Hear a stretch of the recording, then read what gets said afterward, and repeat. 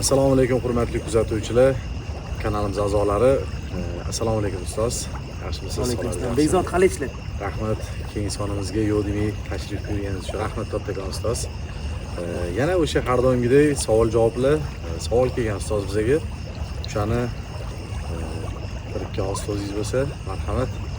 Assalomu alaykum.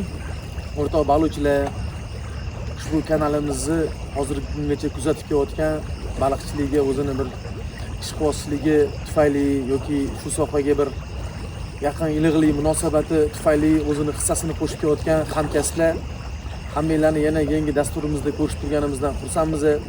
Agar bizani olayotgan shu bir qisqa muddatli qanaqadir videolarimiz, o'zimizning amaliyotlarimizdan chiqib kelib berayotgan tavsiyalarimiz foydali bo'layotgan bo'lsa, albatta xursandmiz.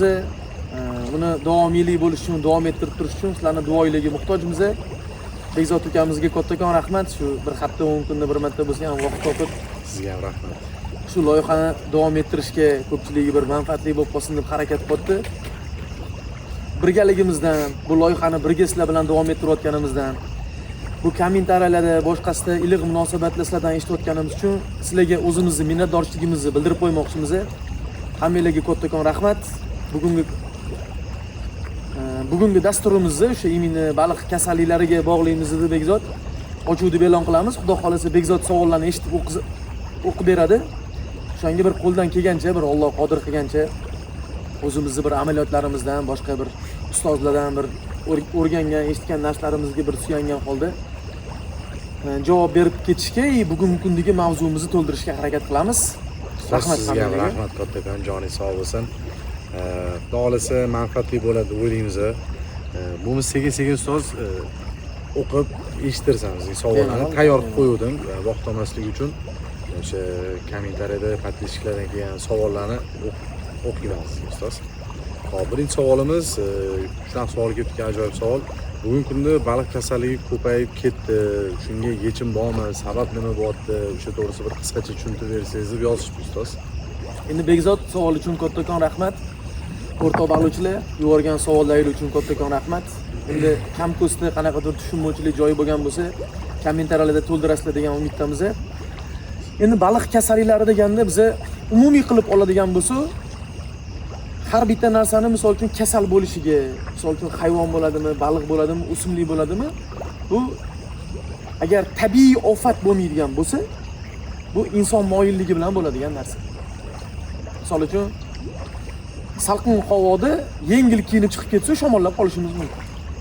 Oddiy hammada bo'lgan narsa, tushunarli bo'lishi uchun aytaman. Bu baliqda ham kasallik deganda, boshqa deganda shu narsalarni suvni muhiti, o'sha baliq yashayotgan joy. Misol uchun suvning ichida baliq yashayotgan bo'lsa, o'sha suvning muhiti qanaqa bugungi kunda? O'sha suvning muhiti balig'i kasal qilmasdan davom ettirishga, baliq kasal bo'lmasdan o'sishga to'g'ri keladigan muhit biza qilib bera oldikmi o'zi baliq? Mana shu muhit to'g'risida o'rganib, o'sha boyigi ko'rsatuv boshlanishidan oldin men bilan bir savol-javob qilding-ku, ko'rsatib. Shu narsalarga bir to'xtalib o'tadigan bo'lsa, buni yechimi chiqib keladi. Bu kasallikning boshlanishi, misol uchun chavoqchilar tomonidan balig'i ko'chirayotgan paytda, yaxshi promivka qilmagan paytda bu qaysidir kasallikning alomatlari ko'rinib bir yetkazib berishi mumkin. Lekin bizni ko'lga olib kelib olganimizdan keyin, oradan bir 10 kun, 15 kun vaqt o'tgandan keyin bu chiqib kelayotgan kasalliklar, paydo bo'layotgan kasalliklar bu baliqchini o'zini qaysidir holatda kamchiligiga yo'l qo'yayotganini hisobiga, o'sha suvning muhiti, bugungi baliqchilar tilida suvni gidroximiyasi deymiz o'zi. Shu narsani buzilib ketganiga bog'lasa bo'ladi. Agar bu narsani biz o'sha narsani faoliyatini, shu suvning sog'lomligini, hammasini ta'minlab beradigan bo'lsa, gigiyenasini, tozaligini ta'minlab beradigan bo'lsa, baliqda o'zi kasallik bo'lish kerak emas. Ya'ni baliq o'zidan o'zi kasal bo'lmaydi, uni biz kasal qilamiz. Biz uni kasal qilamiz, u o'zidan o'zi kasal bo'lmaydi. Baliq o'zidan o'zi kasal bo'lish uchun biz hozir bugungi kungacha kurashib kelayotgan har xil moyillik, bunga qarama-qarshi bo'lgan narsalarni chetga surib tashlashimiz kerak. Bu baliq deganda men ko'p aytaman, balkim ko'pchilik mendan eshitgandir balkim bu narsani, qanaqa ma'noda aytaman bu narsani. Shu baliqchilikni yengib boshlagan paytim kallamga kelib qolganda bu narsa. Bu narsa miyamda aylanveradi. Shogirdlarga yaqinlashganda aytishga harakat qilaman. Baliq ochlikdan o'lmaydi. To'qlikdan o'ladi. Ras ochlikdan baliq o'lmasa, bu to'qlikdan o'ladigan bo'lsa, o'sha to'qligini 100% emas, bir 70% ga olib chiqqanda kasallikka olib kelamiz. To'qligini 50% dan oshirib olgan paytda suvni muhitini buzib qo'yamiz. Agar uni o'rtadagi muvozanatini biz ushlab turadigan bo'lsak, bizda aslida bunaqa muammolar bo'lmaydi. O'shaning uchun o'sha umumiy kirish qismimizda hozir bugungi mavzumizni baliq kasalliklariga bog'laganimiz uchun umumiy yechim bo'lish uchun shuni aytib o'taman. Baliqni kasal qilishga biz baliqchilarni suvni muhitida kamchiligiga yo'l qo'yayotganimiz, qaysidir narsalariga e'tibor bermayotganimiz, o'sha suvni qaysi vaqtda fitoplanktonlarini tekshirishimiz bilan o'tgan ko'rsatuvni iminda shu narsa bo'yicha qo'ydik-ku, fitoplanktonlar bo'yicha. Bekorga qo'ymadik uni. Fitoplanktonni o'rgan olgan odam hozir suvda, mana o'tgan ko'rsatuvlarni ko'rib, misol uchun fitoplankton qanaqa ekan, nima qilar ekan, shuni bir marta ko'rish kerak emas Bekzod. 10 marta, 100 marta. Bu prosmotr bo'lish uchun aytmayapman uka. Tushundim. Agar bir marta ko'rish kerak degan narsaga keladigan bo'lsak, biz bitta o'qigan kitobimizni yodlab olgan bo'ladi. Yoki misol uchun mashinani bu kim haydab ketayotganini bitta ko'rsa, uni haydashni o'rgan bo'ladi. Yoki avtobusga bir marta chiqqanimizda avtobus haydashni o'rgan bo'ladi. Ya'ni doimiy qilish kerak. Doimiy qilish kerak, buni ko'rish kerak. Suvni harorati, vaqt, quyosh qanaqa bo'lyapti, o'sha vaqtda qanaqa bo'lyapti. Mana misol uchun bulutli paytga to'g'ri kelib qoldik, o'tgan mavzumizga ulanish qismida bu. Suvimiz rangi bizga yoqmayapti. Quyoshli kun bo'ldi, o'zgardi. Havo bulutli paytda bitta, quyoshli paytda bitta ko'rish kerak bu narsani. O'zi bu mavzuda nimaga yetaklanmoqda? Nimaga turtki berilyapti? Nima maqsadda o'zi bu fitoplanktonlarni o'rganish to'g'risida gapirilyapti? Biz fitoplanktonlarni sog'lom qilib tashkillab qo'yganimizdan keyin suvda bugun biz baliq kasalliklarini oldini olgan bo'lamiz. Lekin biz o'tgan ko'rsatuvni nimaga fitoplanktonlarga qo'ydik? Kimlardir bundan tushuncha olib yog'ini to'g'rilab ketsin. To'g'rimi? Agar unda baliq kasalligini qo'yib fitoplanktonni biz aytmaganimizda, keyin fitoplanktonni qo'yganimizda, sizlar kasallikka qarshi kurash to'g'risida buni aytdinglar, lekin fitoplanktonni ko'lda to'g'ri tashkillashni biz bilmaydigan bo'lsak, foydasi yo'q ekan-ku bu narsalarni. Ko'ldagi gidroximiyani 50-60% ni fitoplankton tiklab kelib berar ekan-ku degan negativ savol tug'ilib qolishi mumkin. Shu narsani oldini olish maqsadida o'sha paytda ham shu baliq kasalliklari bor edi. Yo'q, biz birinchi fitoplankton bilan boshlaylik, suvni gidroximiyasi bilan. Undan keyin qolganlariga o'tamiz degan fikrga keldik. O'sha moyilligi, buni sog'lomligi, kasal bo'lishi, boshqa qilishi bizning o'zimizni inson moyilligi, bizning o'zimizni qo'limiz bilan o'sha noto'g'ri sharoit yaratiladi. Bizning o'zimizni qo'limiz bilan o'sha muhitni buzib qo'yamiz. Shunga o'xshagan mana biz misol uchun kirish qismida tushuntirib aytib o'tishga harakat qilamiz. Yana qanaqadir savollar bo'ladigan bo'lsa, Bekzodga savollar berilgan, o'qib beradi. Yana qolganda o'sha savol javob qismida har bitta berilayotgan savolga misol uchun o'sha qisqacha tushunarli ma'lumot berishga harakat qilamiz. Bekzod menimcha kasallik deganda umumiy yechimini tushundik. Endi o'shanga kerak bo'ladigan misol uchun o'zingga o'sha ajratib olgan dasturingdagi savollarni bersang, bir fikr almashib ko'ramiz. Balkim haqiqatda kimnidir qiynayotgan joyi bo'lishi mumkin. Ma'qul ustoz. Rahmat Bekzod. Sizga ham rahmat kattakon. Manfaatli bo'ladi deb o'ylayman. Qanaqadir kam ko'sti bo'lsa to'ldirib o'tasizlar yana. Endi bo'lsa ikkinchi savolga o'tsak ustoz. Baliq tashqi kasalligida nimalarga e'tibor berish kerak debdi. Menimcha eng birinchi kirish savol menimcha shu bo'lsa kerak. Teri kasallik. Teri kasallik. Rahmat Bekzod savol uchun. Balig'i tashqi kasalligi deganda endi bilasan, men o'zim usulim bor, jaydaricha tushuntiraman, hammaga tushunarli bo'lsin deb. Endi balkim noto'g'ridir, uzr so'rayman hammalardan. O'zingizlar fikringizni bildirasizlar-da endi. Endi misol uchun balig'i usti tomonida biron bir joyda qizargan holat, o'sha ayramanozni boshlanayotgani yoki misol uchun o'sha shilib qatlamida balig'i rangini xirlashib ketishi. Keyin bugungi kunda mana baliqchining tili bilan aytiladigan shu krasnoka kasalligi. Vadyanka bor deydi yana. Vadyanka boshqa kasallik. Teriga kasallik. O'sha kasalliklar bor. Mana shu kasalliklarda shunaqa narsani ko'rishadi-da, bir pasda bir dori darmon qilib, qatqandir biron bir antibiotik olib kelib yoki yana qanaqadir specialist topib kelib, kunlarda o'sha baliq lichini qilishga tushib ketishadi. O'zim ham tushunib qo'yaman. Yo'q, endi savol tug'iladi-da. Balig'i tashqarisida kasallik paydo bo'ldimi? Demak, suv kirib bo'lgan. Suvni gidroximiyasi buzilsa, balig'i tashqari tomonda kasallik alomatlari ko'rinadi. Bekzod. Balig'i tashqari tomonda biron bir kasallik ko'rindimi? Demak, suvni gidroximiyasida nimadir buzildi. Mana misol uchun zamburug'li kasallik ko'payib ketib qoldi suvda, bakteriya. Biron bir tangas tushib qoluvdi, balonni o'sha narsa o'sha joyga yopishdi bizdan burun. Shu joyni yeyishni boshladi. Tashqaridan baliqning kasalligini ko'rishni boshladi. Suvni pH misol uchun kerakdan pastga tushib ketdi. Yoki keraklidan tepaga ko'tarilib ketdi. Mana shu o'rtadagi o'ynab ketgan balansda ham balig'i tashqi kasalliklarda sezilish boshlanadi. Suvni harorati keskin tushib ketdi pastga. Sovib ketib qolgan paytda yana qanaqadir kasallik boshlanadi. Balkim dengizda ko'rgansan bunaqa narsani, biron bir joyga olib kelib balig'ini ko'chirib solib qo'yadigan bo'lsa, sovuq suvdan issiq suvga solganimiz hisobiga bir pasda ustida qanaqadir yallig'lanish, baliq badani oqarib ketgan, ko'zi oqarib ketgan bo'ladi, to'g'rimi? O'lim holatlari kuzatiladi. Lekin biz olgan paytimizda balig' sog'lom bo'lgan, Sog'lom bo'lgan. suvga solgandan keyin bo'ldi bu narsa. Shu shilloqlari ham zo'r. Shilliqlari ham zo'r bo'lgan. Mana shu suvning muhiti nosog'lom bo'lgani uchun balig'i tashqari tomondagi kasalliklari ko'rinadi. Balig'i tashqari tomonidagi kasalliklariga biz suvga e'tibor berishimiz kerak. Mana shu suvimizni o'rganishimiz kerak. Nima sababdan bu baliq kasal bo'ldi? Qaysidir modda demak ko'payib ketgan bu yerda, qaysidir modda demak kamayib ketgan. Shuni hisobiga bu yerda bakteriyalar har xil rivojlanishi, o'sha bakteriyalarning to'lqini misol uchun o'zini faolligida 50% ga 50% bo'ladigan bo'lsa, bir-biri bilan almashib ishlashi kerak. Bu demak 50% dan 60% ga ko'tarilgandan keyin baliq ishtahasini sal pasayish seziladi. Bu nisbati misol uchun 30 ga 70 bo'lib qolgandan keyin baliq misol uchun et-etlarda bir ikkita oq petno ko'rinadi. Nisbati 30 ga yoki 20 ga 80 ga chiqib qolgandan keyin uni aniq belgilari ko'rinish boshlanadi. Qizil, biron bir joyda dumini oldida misol uchun dumida chirish paydo bo'lgan yoki biron bir joyda misol uchun o'sha tangasini oldida qanaqadir bir qizargan, to'kilib ketgan joyi. Mana misol uchun qo'limizga perchatka kiyib yuradigan bo'lsak, perchatka kiyib olganimizdan keyin kislorod yetib bormaganini hisobiga, mana qo'limiz kuni bilan qo'l yursa hech narsa qilmaydi-da, yomg'irda yoki boshqada. Perchatka kiyib oladigan bo'lsa, kislorod yetib bormaganini hisobiga tirnoqlarimiz oqarib, terilarimiz shishish boshlanadi. Shu joyda kislorod yetib bormaganini hisobiga, bu perchatka kiyganimizdan keyin buni ichidagi teri qatlamidagi tellagan suv bor-ku, qatlam. pH tushib ketib qoladi pastga. pH pastga tushgandan keyin okislenaga ketib qoladi. Okislenaga ketgandan keyin bu chiritishni boshlaydi-da. Perchatkaning ichidagi misol uchun qo'lni terisini. Terisi shishib, shu joyda oqarish hosil bo'lib, gripkoviy kasalliklar boshlanadi.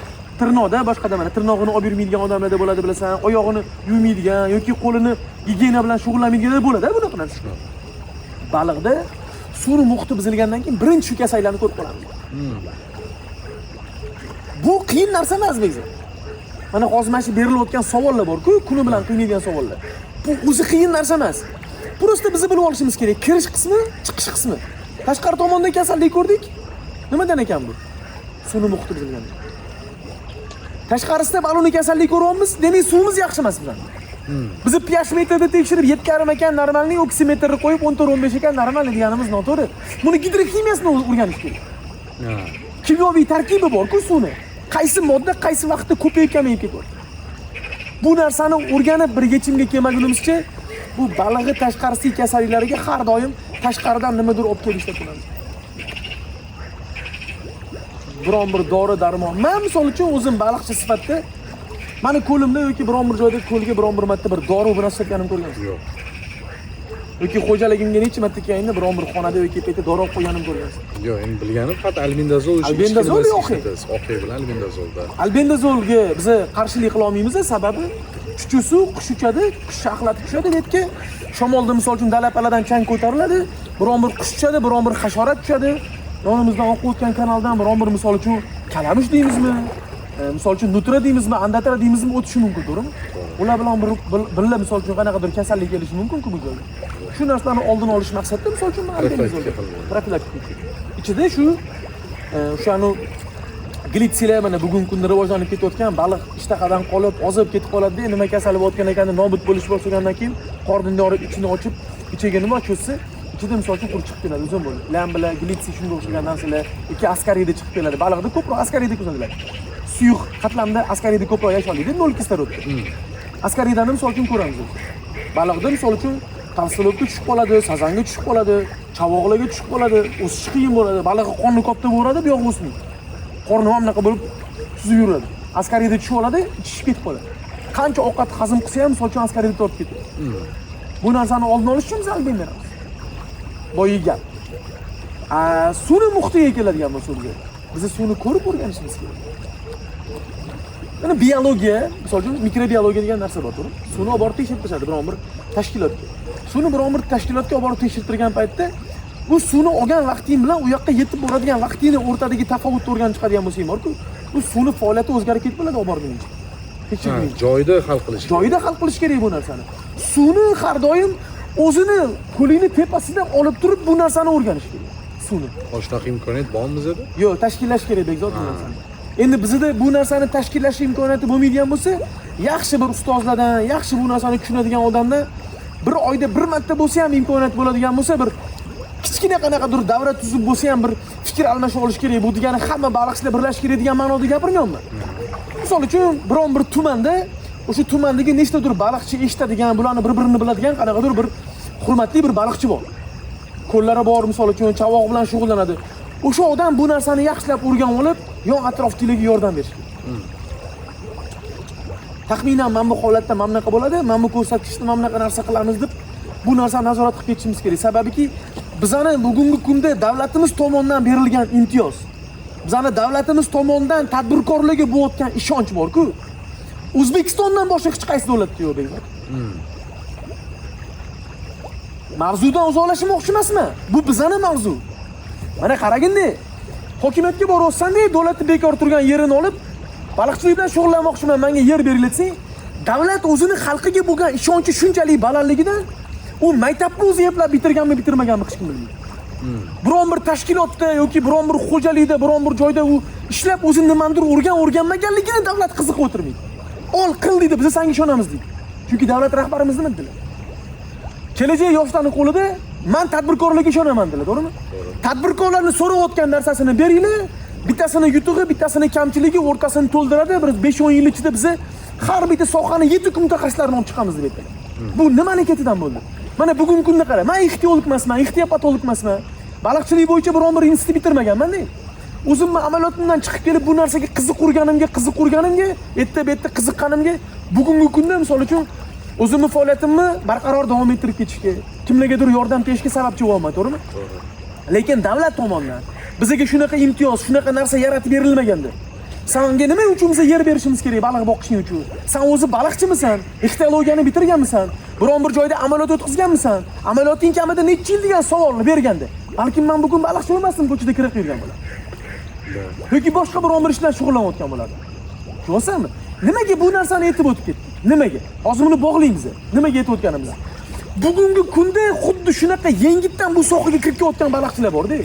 Juda ko'p. O'sha baliqchilar mana misol uchun kimdir yem bilan hal bo'lar ekan deb o'ylayapti. Kimdir daryoni bo'yidaman katta suv kirsa suv bilan hal bo'lar ekan deb o'ylayapti. Yana kimdir nimadir deyapti. Lekin shunaqa narsalar eshitamiz-da, bu achinarli-da bu narsa.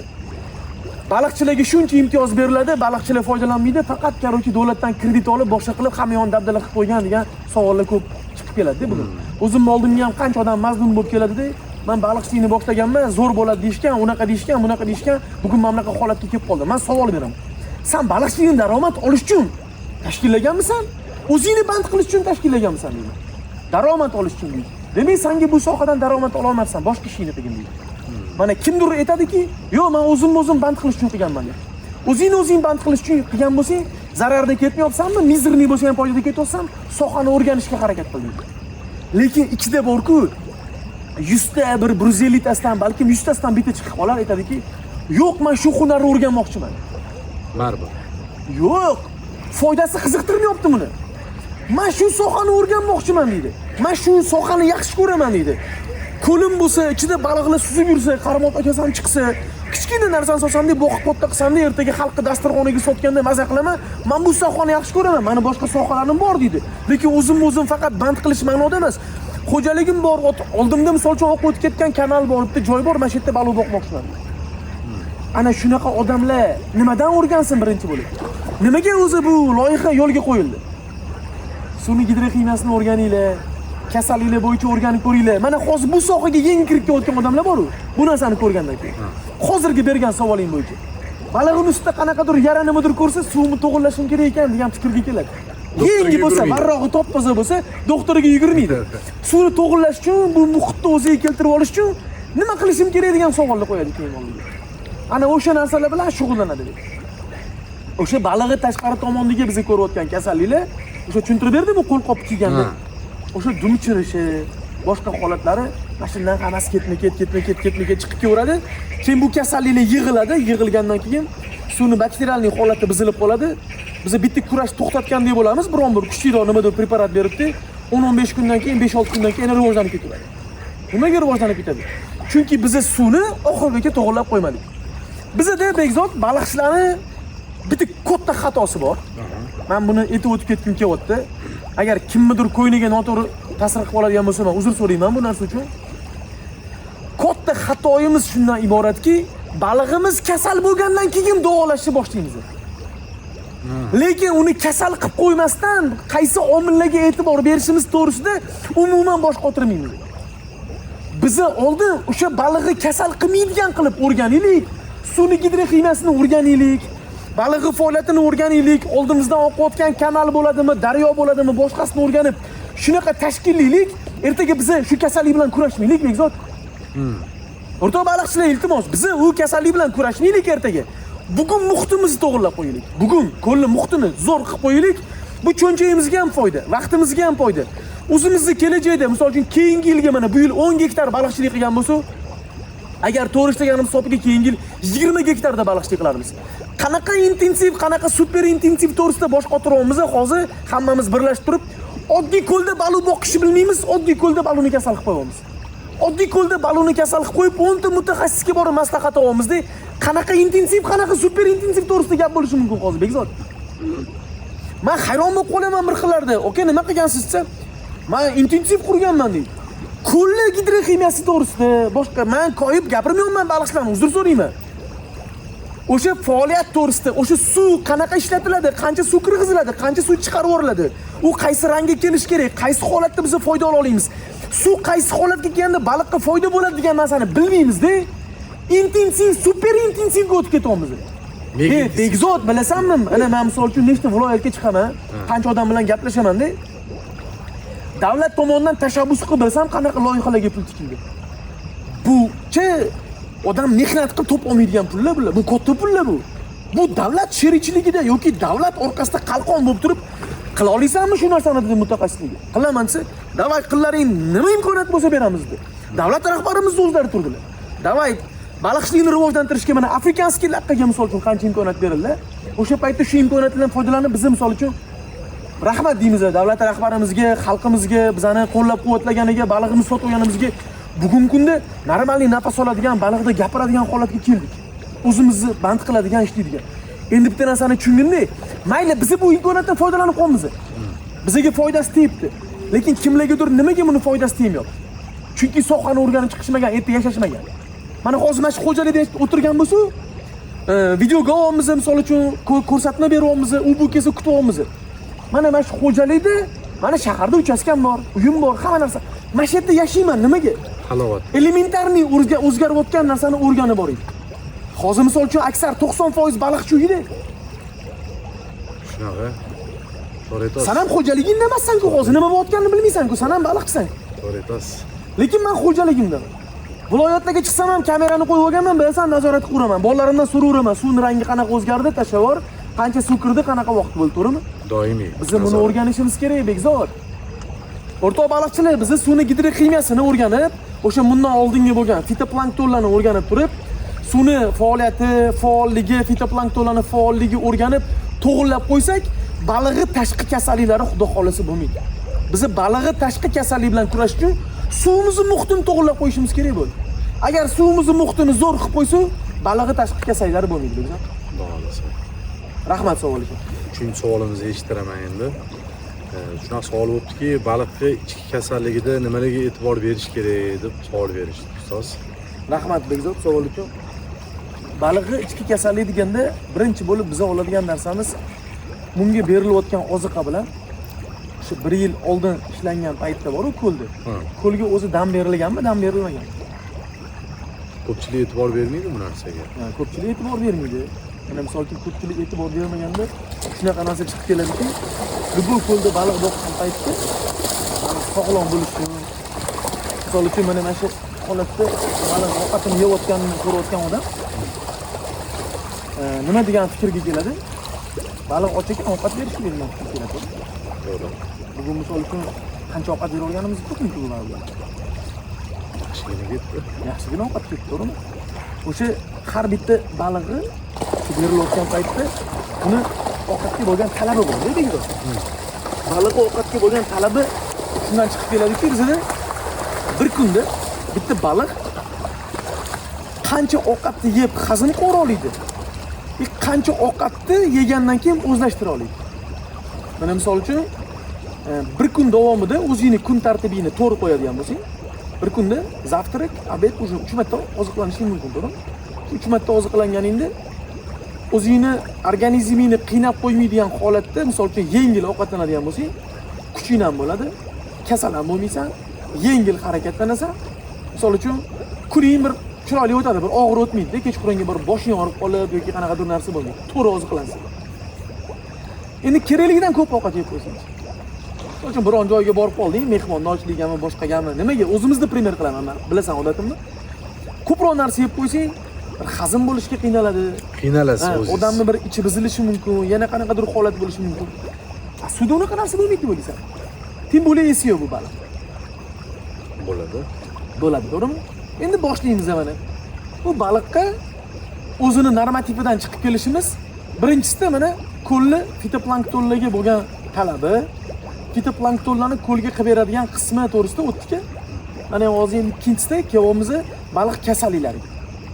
Baliq kasalliklariga kirganimizdan keyin bu baliq yegan ovqatdan chiqayotgan organikani ko'ldagi fitoplanktonlar boshqa narsa переработка qilib o'zini bitta uyg'unligiga, bitta nuqtasiga yig'ib beryapti hammasi. To'g'rilab beryapti suvni gidroklimasini.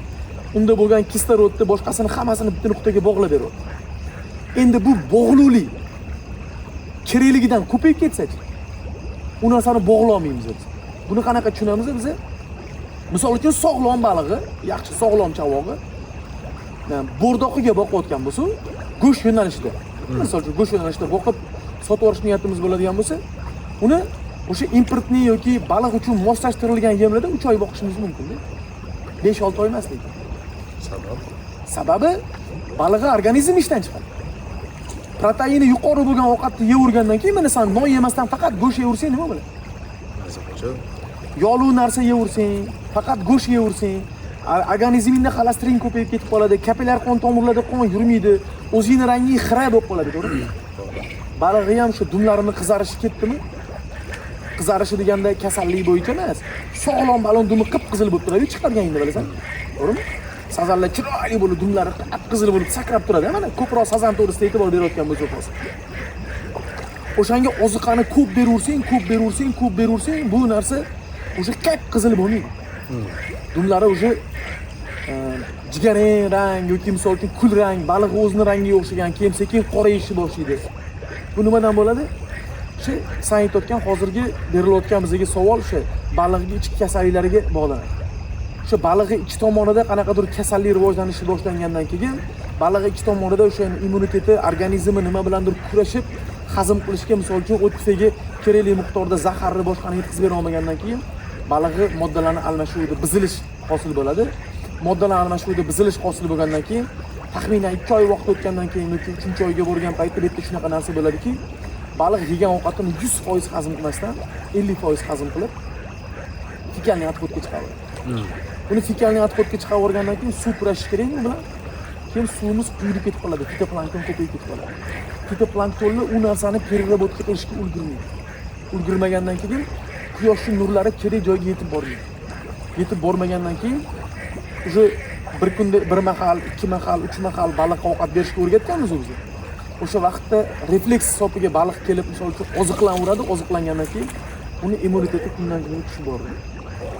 Misol tariqasida sog'lom baliq 4 mg, 2 mg kislorodni hech narsa qilmasdan yasholsa, kerakli miqdorda oziqasini yeb, misol tariqasida 2 mg da misol uchun biz laqqani ichida sazan boqqanimizda u katta bo'lib chiqqanda 2 mg dan ko'tarilmagan tekshirganimizda. Lekin sazan katta bo'lganda 2+ bo'lgan. Endi qaradik, bugun kun kelib 4 mg da baliqni o'ldirib qo'yamiz. Nimaga? Ko'p oziqlangan. Ko'p oziqa yeganlik hisobiga o'sha kislorod kamaygan paytda organizmni kislorodga bo'lgan talabini qondira olmayapti, chunki u baliq kasal. O'shancha 4 mg ko'tara olmayapti. O'zi shajarasi bo'yicha ochib qaraydigan bo'lsang, o'rta hisobda 8-10 mg. Kislorodda karp baliqlari normalniy oziqlanib katta bo'lishi kerak. Endi hisoblab ko'rgin, bugungi kunda 10 mg, 12 mg mana bizani ko'p O'zbekistonda mana ko'p havzalarni o'rganib chiqadigan bo'lsa, biz bugungi kunda 10 mg dan kam emas kislorod o'rta hisob. 12, 14, 15 mg. 12, 14, 15 mg da baliqni nima kasal qilib qo'yamiz biz? 8 mg da kasal bo'lishi kerak emas baliqimiz. To'g'ri boqilayotganmiz. Suv gidrokimiyasiga taqalyapti. Suvni gidrokimiyasiga taqalyapti. Suvni gidrokimiyasi bizani baliqqa berayotgan oziqamizga taqalyapti.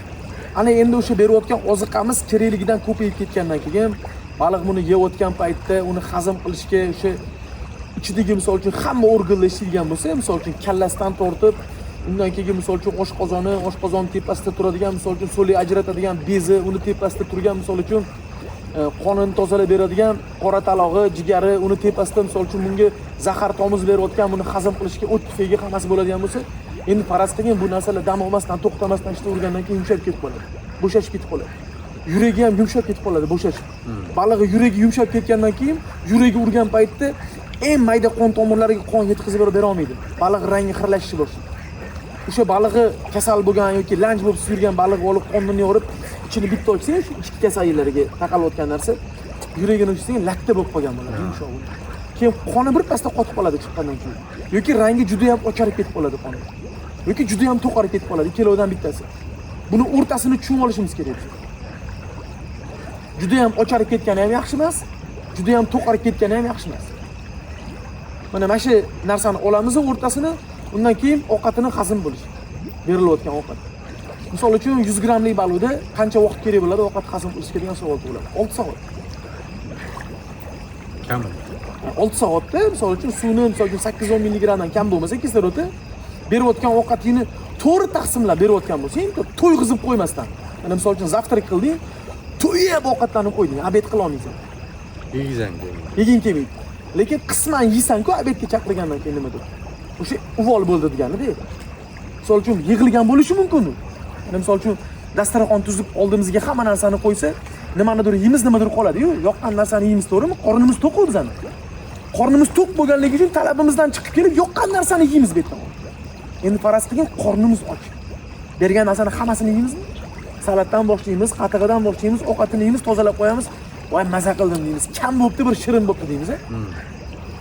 O'zimiz ham yengil yuramiz. Baliqda ham xuddi shunday. Buni yeyotgan talabidan chiqib keladigan bo'lsa, ko'p baliq oziqlanyapti bitta joyda. Ko'ring? Mana misol uchun mana shu joyda shuncha baliq oziqlanayotgan bo'lsa, hozir biz ovqatini sepamiz, mana oziqlantiramiz. Bu hammasi to'ydi degani emas, ko'ring? Mana maktabda baliqga ovqatga bo'lgan talabi borligini hisobiga yig'ilyapti. Bizani baliqchilarda bitta xatoyimiz borki, mana shu narsani ko'rganimizdan keyin bor o'zida. Baliq ovqat yesa o'sar ekan, bunga ovqat berishimiz kerak deymiz. Balki buni talabi yo'qdir, refleks hisobiga yeyotgandir. Mana bundan nima chiqib keladi? Keragidan ko'p ovqat beramiz. Keragidan ko'p ovqat berganimizdan keyin bu keragidan ko'p berilgan ovqat balig'i kasal bo'lishga olib keladi. Buni qoni quyilib ketib qoladi. Qoni quyilib ketgandan keyin mayda qon tomirlarida qon aylanmaydi. Mayda qon tomirlarida qon aylanmagandan keyin buni sekin jigar ishdan chiqishi boshlaydi. Jigaridan keyin o't tufagini qonunimda balonni yorib qarasa, kasal bo'layotgan baliqda o't tufagini rangi to'q, o'sha yashil rang emasdi, ocharib qolgan bo'ladi. Ketdi. O't tufay ocharadi, o't tufay ochargandan keyin berayotgan zahar ichiga tushgan ovqatni hazm qila olmaydimi? Hazm qila olmagandan keyin bu chala hazm bo'lib, tikanlanib o'tga chiqadi. Tikanlanib o'tga chiqqandan keyin baliq kundan kunga bir ishtahasi pasayganday bo'lib, ranglari qanaqadir xiralashganday bo'lib, qiynalib boradi. Keyin o'sha bizning karmoy koeffitsiyentimiz ko'tarilib ketib qoladi. Mana boshda zo'r ketib turadi-da, oxiriga borgandan keyin karmoy koeffitsiyent o'zgarib ketib qoladi. Balig'im yaxshi ovqat yemoqda deymiz. O'sha holatda o'sha 10 kun boqib qo'yishimiz mumkin, 1 oy boqib qo'yishimiz mumkin. Aksar holatlarda misolki 2 oy ham boqib qo'yishimiz mumkin. Balig'imiz yaxshi bes olmaydi. Nimani hisobiga? Ichki kasallikni hisobiga. Suvimiz yaxshi turadi bu paytda. Nimani hisobiga? Chunki kam ovqat beryapmiz, ko'ryapmiz, talabi yo'q. Shuning uchun suvim zo'r, hamma narsam zo'r, meni balig'im nimaga o'smaydi? Nimaga balig'im yaxshi ovqatga talabi yo'q degan talab chiqib keladi. Bu qachon chiqib keladi? Balig'i ichki kasalliklari boshlangandan keyin chiqadi. Balig'i ichki kasalliklari qanaqa davom etadi? Mana misol uchun sen biron bir zavodda tayyorlangan yeminglar, yem. Biron bir zavodda ishlab chiqarilgan yem.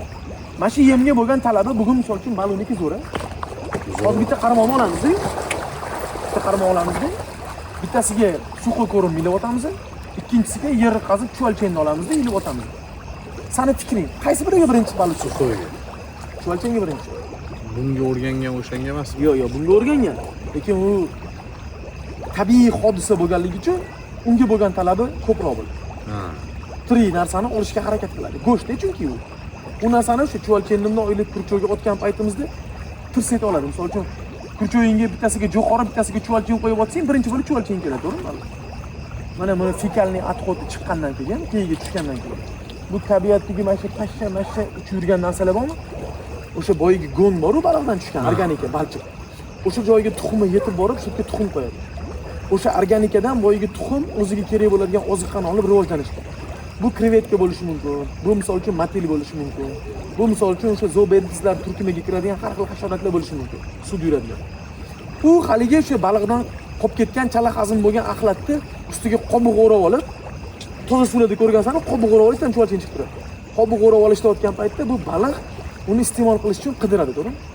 Uni qidirgandan keyin bitta ko'lab turib, bitta yevorgan paytda boyiga chala hazm bo'lib yotgan, aynib yotgan ovqat bo'ladi-ku tegida. Quyosh nuri yetib bormaganlik hisobiga achib tepaga ko'tarilmay tegida saqlanadi. Shu narsani qo'shib yeb qo'yadi. U narsani qo'shib yegandan keyin yeyotgan ovqatiga kerak bo'ladigan kislorod qanchaligini ta'minlash uchun jabrasida chayadimi baliq bir marta? Chayadi-da. O'shani bir marta chaygan paytda jabrasiga kasal chiqadi.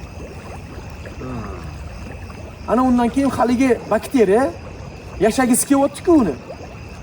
Balig'i misol uchun jabrasini eng kam ishlaydigan joyi, mana misol uchun bu tepa qismi bo'ladigan bo'lsa balig'i, mana kallasi bo'ladigan bo'lsa, jabra mana shu joyda bunday ochadigan bo'lsa o'zi jabrani. Tepa qismi mana shu qismiga birinchi kasallik chiqadi. Biz buni ko'ra olmay qolamiz. Aksar holatda baliqchilik tegini ochamiz deydi-da. Past tomondan qaraymiz-da, kasallik tepadan boshlangan bilmaysiz. Chunki past tomoni ko'p suvni filtrlaydi, tepa tomoni kam filtrlaydi. O'shani hisobiga tepa qismiga o'tiradi u bakteriya. O'tirgandan keyin u qonxo'r-ku. Qonni yaxshi ko'radi-ku. Jabrani qaysi tomonida qon yaxshi aylanyapti? Mana jabrani olib qaraydigan bo'lsa, bunday taroqqa o'xshagan jabra bo'lsa, bunday kanallari chiqqan bo'ladi tepaga, qirra-qirra bo'lib. Eng tegida-yu eng qon ko'p joyi. Eng tegiga tushadi, mana shu joyi bu bakteriya. Mana shu joyi yegandan keyin bu jabra xuddi uzilib ketgandek chiriydi-da. Uzilib ketgandek bo'lib chirigandan keyin mana shu joyi jigarang bo'lib qoladi. O'sha o'lib qolgan jabraga ahamiyat berib qarasang, bu yoq tomoni qizil bo'lmaydi-da, o'sha tegidan bunday uzilgan bo'ladi yoki yarimidan uzilgan bo'ladi-da, bu yoq tomoni jigarang bo'lib ketgan bo'ladi. Key tomoni qizil bo'lib turgan bo'ladi. Yoki qizil joyini yeb borib tugatadi.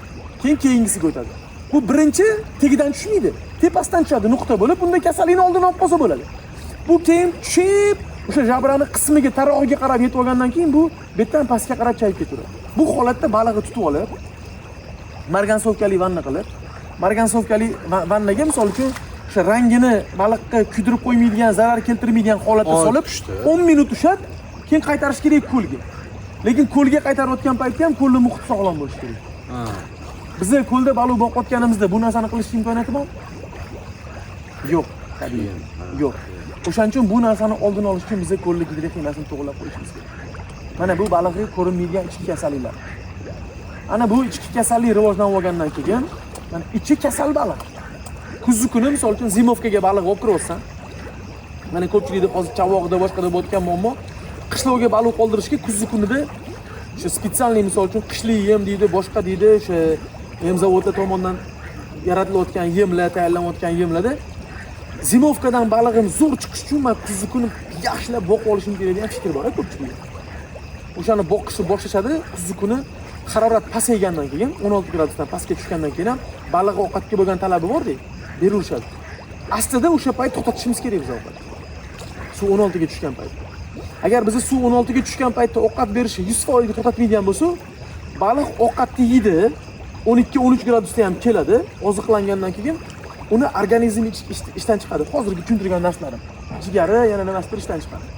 Endi bu nima uchun qish kuni kasallikni ko'rsatmaydi? Suv sovuq chunki. O'sha bakteriyalarni rivojlanib ketishiga, balig'i yeb qo'yishiga sharoit yo'q, suv sovuq. Qish bilan amallab chiqib oladi. Amallab chiqqanda ham kam chiqadi qishloqdan unaqa baliq. Ko'pini o'ligi ko'rinmagan holatda ham qush yeb qo'ygan bo'ladi yoki tegiga tushib biron bir narsa yeb qo'yadi. Bahorda ko'lni ochsa, balig'ini solib chiqmaydi. O'g'latib qo'ydimmi, qush yeb qo'ydimmi, tushunmadim men. Nimaga bunaqa narsa bo'lib degan gumon miyasida aylanveradi baliqchini.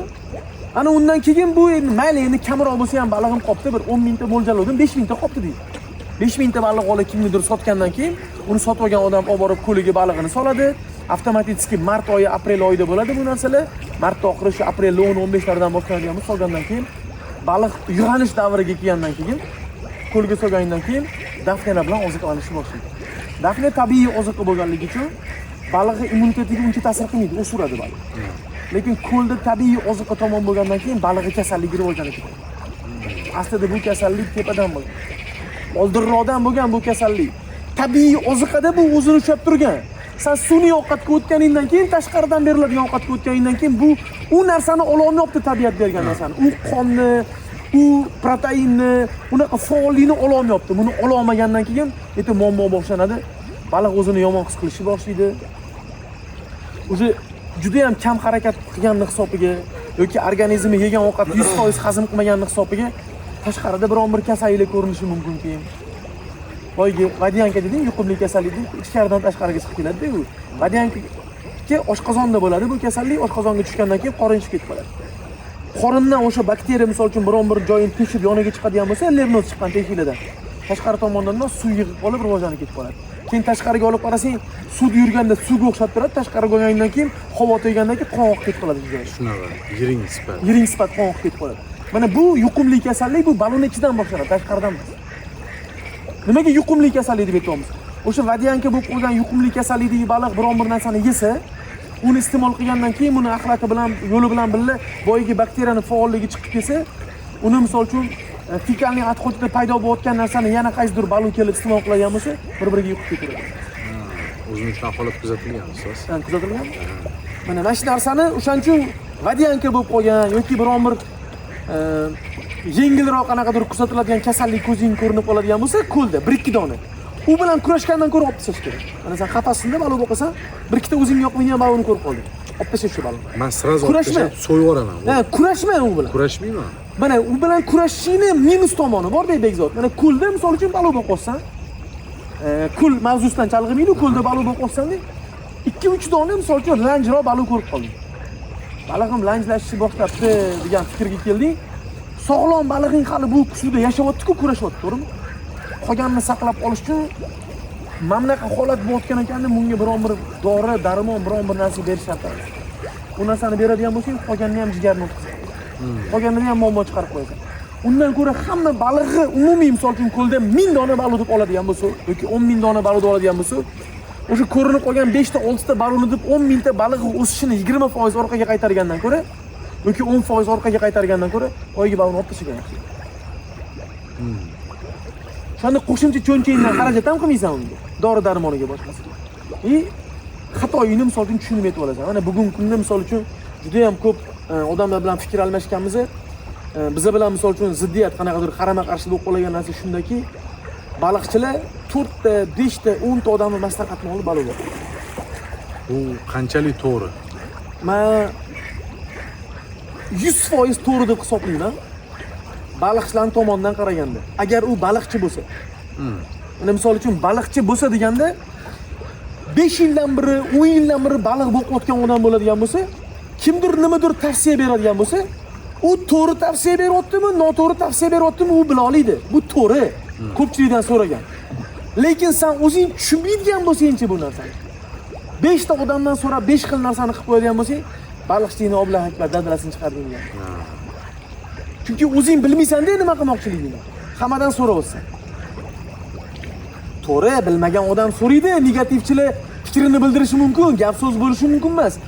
Lekin kimnidir xo'jaligida normalniy ish yuritilayotgan bo'lsa, uni misol uchun boshqa doiradan o'rganib chiqib, o'sha narsaga intilgandan keyin bitta odamni misol uchun etagidan ushladingmi baliqchini yetib olishga. 1 yil davomida boshqa odamning maslahatini olmasdan yetib olish uchun. Ana undan keyingi yilga o'zingni 1 yillik amaliyoting bor-ku o'rganib chiqqan. Yana yangi qanaqadir mutaxassis paydo bo'libdi, bilarkan, tushunadigan odam ekansa, u odam bilan bog'lanib turib, u odamning fikrini olib, odam o'zini 1 yillik amaliyoti bilan solishtirib, qaysi vaqtda nima qilgan, bir nuqtaga olib keladigan bo'lsa, bu xatolarini birma-bir yechib ketgan bo'ladi.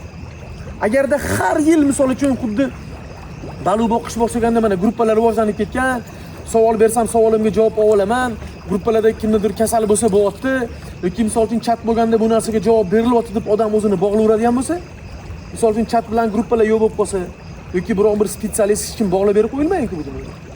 Yo'q bo'lib qoladigan bo'lsa yoki o'zimizni определённый qaysidir yemga bog'lab qo'yadigan bo'lsa, u yem ertaga yo'q bo'lib qoladigan bo'lsa yoki o'zimizni daryodan oqayotgan suvimiz soatiga 10 kub oqayotgan bo'lsa, ertaga kamayib ketib 1 kubga tushsa, уже bu degani soatiga 10 kub suv oqayotgan paytda normalniy baliq boqib foydalanayotgan odam daryodan soatiga 1 kubga tushgandan keyin bu normalniy baliq boqolmaydi. Chunki uni oldin baliqchiligini 80-90% suv ta'minlab berganda, ko'p kalla kerak bo'lmagan. Lekin bugungi kunda уже suv dolzarb muammo bo'lyapti. Bu suvni misol uchun qayta ishlash, shahardan chiqayotgan har xil chiqindi yoki boshqa narsalar suvga tushayotgan hisobiga odamlar noinsof bo'lib ketgan. Mana shu ko'chada misol uchun musur-pusurni hammasi olib kelib ariqqa to'kaveradi. Mana shu ariqda ko'raman nechtasini musor oqadi. Mol holini go'nib olma, mahalladagi musor bormi, qop-qop. Mana shu yerda bittasi bor, har kuni ota aravada bir 5 arava musor olib keladi. 5 arava musor olib keladi. Menda video syomkalari ham bor. Olib keladi, mana bu yig'ada anti tog' bo'lib ketgan. Musor o'rnasini emsin tog' bo'lib ketgan. Uni qachondir yo'q bo'lib ketmaydi, suvga to'karyapti. Suv oqizib ketyapti. Masala nimaga kelyapti bugun bizga? Biz bu baliq iste'mol qilyapmiz u hammamiz. Bizani farzandlarimiz bog'chalarga beryapmiz, boshqa joylarga beryapmiz. Qariyalar misol uchun immunitetini ko'taraman deyapti, to'g'rimi? Sen aytayotgan baliq ichki kasalligi-da ekan. Hech narsadan. Ichki kasalliklarini biz har doim ham ko'ra olmay qolamiz. Ba'zida u o'tib ketadi, bilmay qolamiz. Ba'zida ko'ra olmay qolamiz. Bu ko'proq holatda nima deydi, letalniy isxod olib keladi-da. O'lim bilan tugaydi bu narsa. Birdaniga zamor beraveradi.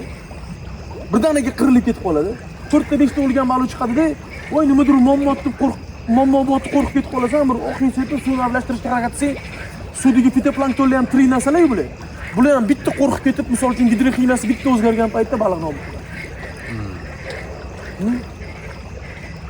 Bizi bunda bir-biriga bog'laydigan narsamiz juda ham ko'p. Bir narsani bitta narsaga bog'lasa, ikkinchi narsani uchinchi narsaga bog'lasa, uchinchi narsani to'rtinchi narsaga bog'lasa, zanjir hosil qilamiz bitta. Ana u zanjir qanchalik uzun, qanchalik mustahkam bo'lsa, bu faoliyatimizni tortib ketishimiz shunchalik yengil bo'ladi. Lekin bu zanjir mustahkam bo'lmasa, voy mana misol uchun meni qo'limda baliqchilikka bog'liq bo'lgan misol uchun 10 ta zanjir bor-da.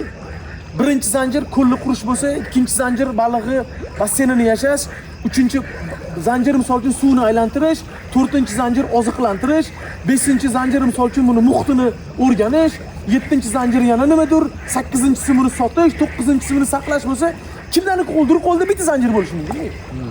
Keyingi zanjirga bog'lash uchun bu yillar davomida ustida ishlab yoki mana shu tajribasi ko'proq bo'lgan odamlar fikr almashib, hozir qaysi joyga keldi biz.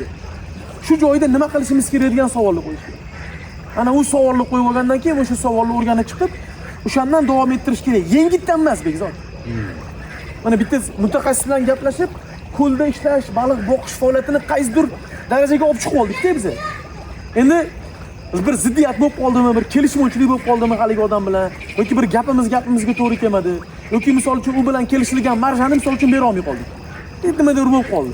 Mana shu joyida shunga o'xshagan biladigan odamni bittasini topib turib, davom ettirib ketishimiz kerak. Lekin bu bilan solishtirib ko'rishimiz kerak birinchi. Chalaqatish bo'lmayaptimi bu? Davom ettirishimiz kerak. Agar yana tavakkal qiladigan bo'lsa, bu 5-bosqichga chiqib turib 0 ga tushib, yana 1-bosqichdan boshlagan bo'lamiz. Bu holatda baliq bilan ko'l juda ham katta stress oladi. Juda katta stress oladi. Buni biz ichiga tushib yashayotganligimiz uchun tushunamiz. Buni ichiga chuqurlashadigan bo'lsak, buni ichida juda katta biologiya bor ekan, suv ichida. Juda katta biologiya bor. Oddiy misol uchun baliq olib, tirik balig'i shunday olib, tashqi kasalliklari bo'yicha o'rganmoqchisan-da. Uxachiskani shunday olasan-da, baliq ustiga shunday surasan-da, mikroskopga bunday qo'yasan-da, oynaning tepasiga bitta bosib mikroskopga bitta tomosha qilib, hozir elektron o'yinlar chiqib ketgan telefon bo'lsa bo'ladigan programma. Shunday ulab qo'yib, zapros bersang, suvingda nima bakteriya ko'payib ketganini aytib beradi. Bugun bizda baliqchilik kim shug'ullanyapti bu narsaga? Men qisqasi endi eshityapman, ustoz. Bu narsani endi eshityapsan. Balig'i tashqi kasalligi to'g'risida gaplashdik hozir bilan. Bitta yara paydo bo'ldi, tangasi to'kilgan joyda. Bitta bakteriya kelib o'tirdi. U nimani hisobiga ko'payib ketib qoladi? Yo'q, men aytayotgan mikroskop deyapsiz hozir, mikroskopda. O'sha bakteriya paydo bo'lgandan keyin buni yeyishni boshlaydi. U bakteriya paydo bo'lmasa buni yemaydi. O'sha bakteriyani o'rganib chiqishimiz kerak biz. Birinchi o'rin. Birinchi o'rinda. O'sha baliq ustidagi shilimshiq qatlamini, misol uchun kasallik boshlandi. Kasallik boshlangandan keyin sog'lom baliqni o'sha lanj bo'lib yurgan balig'i shundan olib, shilimshiq qatlamini olib, u qo'chusga non ishqalab turib, mikroskopga shundan qo'yib turib, oynaga tepasiga bitta bosib turib, bitta ochib turib, harakatlanayotgan bakteriyani olib Google'ga tiqib, misol uchun mana shu bakteriyalar qaysi oilaga mansub, nimani hisobiga paydo bo'ladi degan savolni bersang, aytib chiqib keladi javob. Ko'lni gidroximiyasi buzilgan, palon modda ko'payib, mana bu narsa kamayib ketib, ko'lda kislorod kamayib, mana bu narsa kamayib ketganini hisobiga bugungi kunda bu narsa yashayapti, shuning uchun bu narsani nobud qilyapti. Bu narsani to'g'irlash uchun palon narsalarni qilish kerak deb yozib qo'ygan. Endi savol tug'iladi-da bugungi kunda. Biz bir kunda 4 marta xato qilyapmiz-da. Bir kunda 4 marta xato qilyapmiz. Balig'imiz 100 gram, 150 gramlik paytda, 200 gramlik paytda kuniga 3 mahal ovqat beramiz. 4 mahalgacha kerak bo'lsa kimlarga. Balig'imiz 1 kilo bo'lgandan keyin 4 mahal ovqat beramiz bir kunda. Chunki boshdan 4 mahal berganimizda yaxshi natija olganmiz. To'g'rimi? 4 mahalda ketyapmiz. Oxiri nima bo'ladi? Shunda biz bir kunda 4 marta tekshirishimiz kerak bo'ladi. Qanaqa qilib imkoniyat bor bu narsaga? 1 yilda 1 marta tekshirtirib ko'rmaganmiz bu narsani. Shunaqa. Bir kunda 4 marta tekshirtirishga qattiq imkoniyatimiz bo'ladi. 1 marta hech bo'lmasa. Bir kunda 1 marta. Lekin 4 marta o'zgartiryapmiz biz. Suvni faoliyatini 4 marta o'zgartirib qo'yamiz. Mana bugungi kunda misol uchun shunaqa holatlar bo'lyapti Bekzod. YouTube'da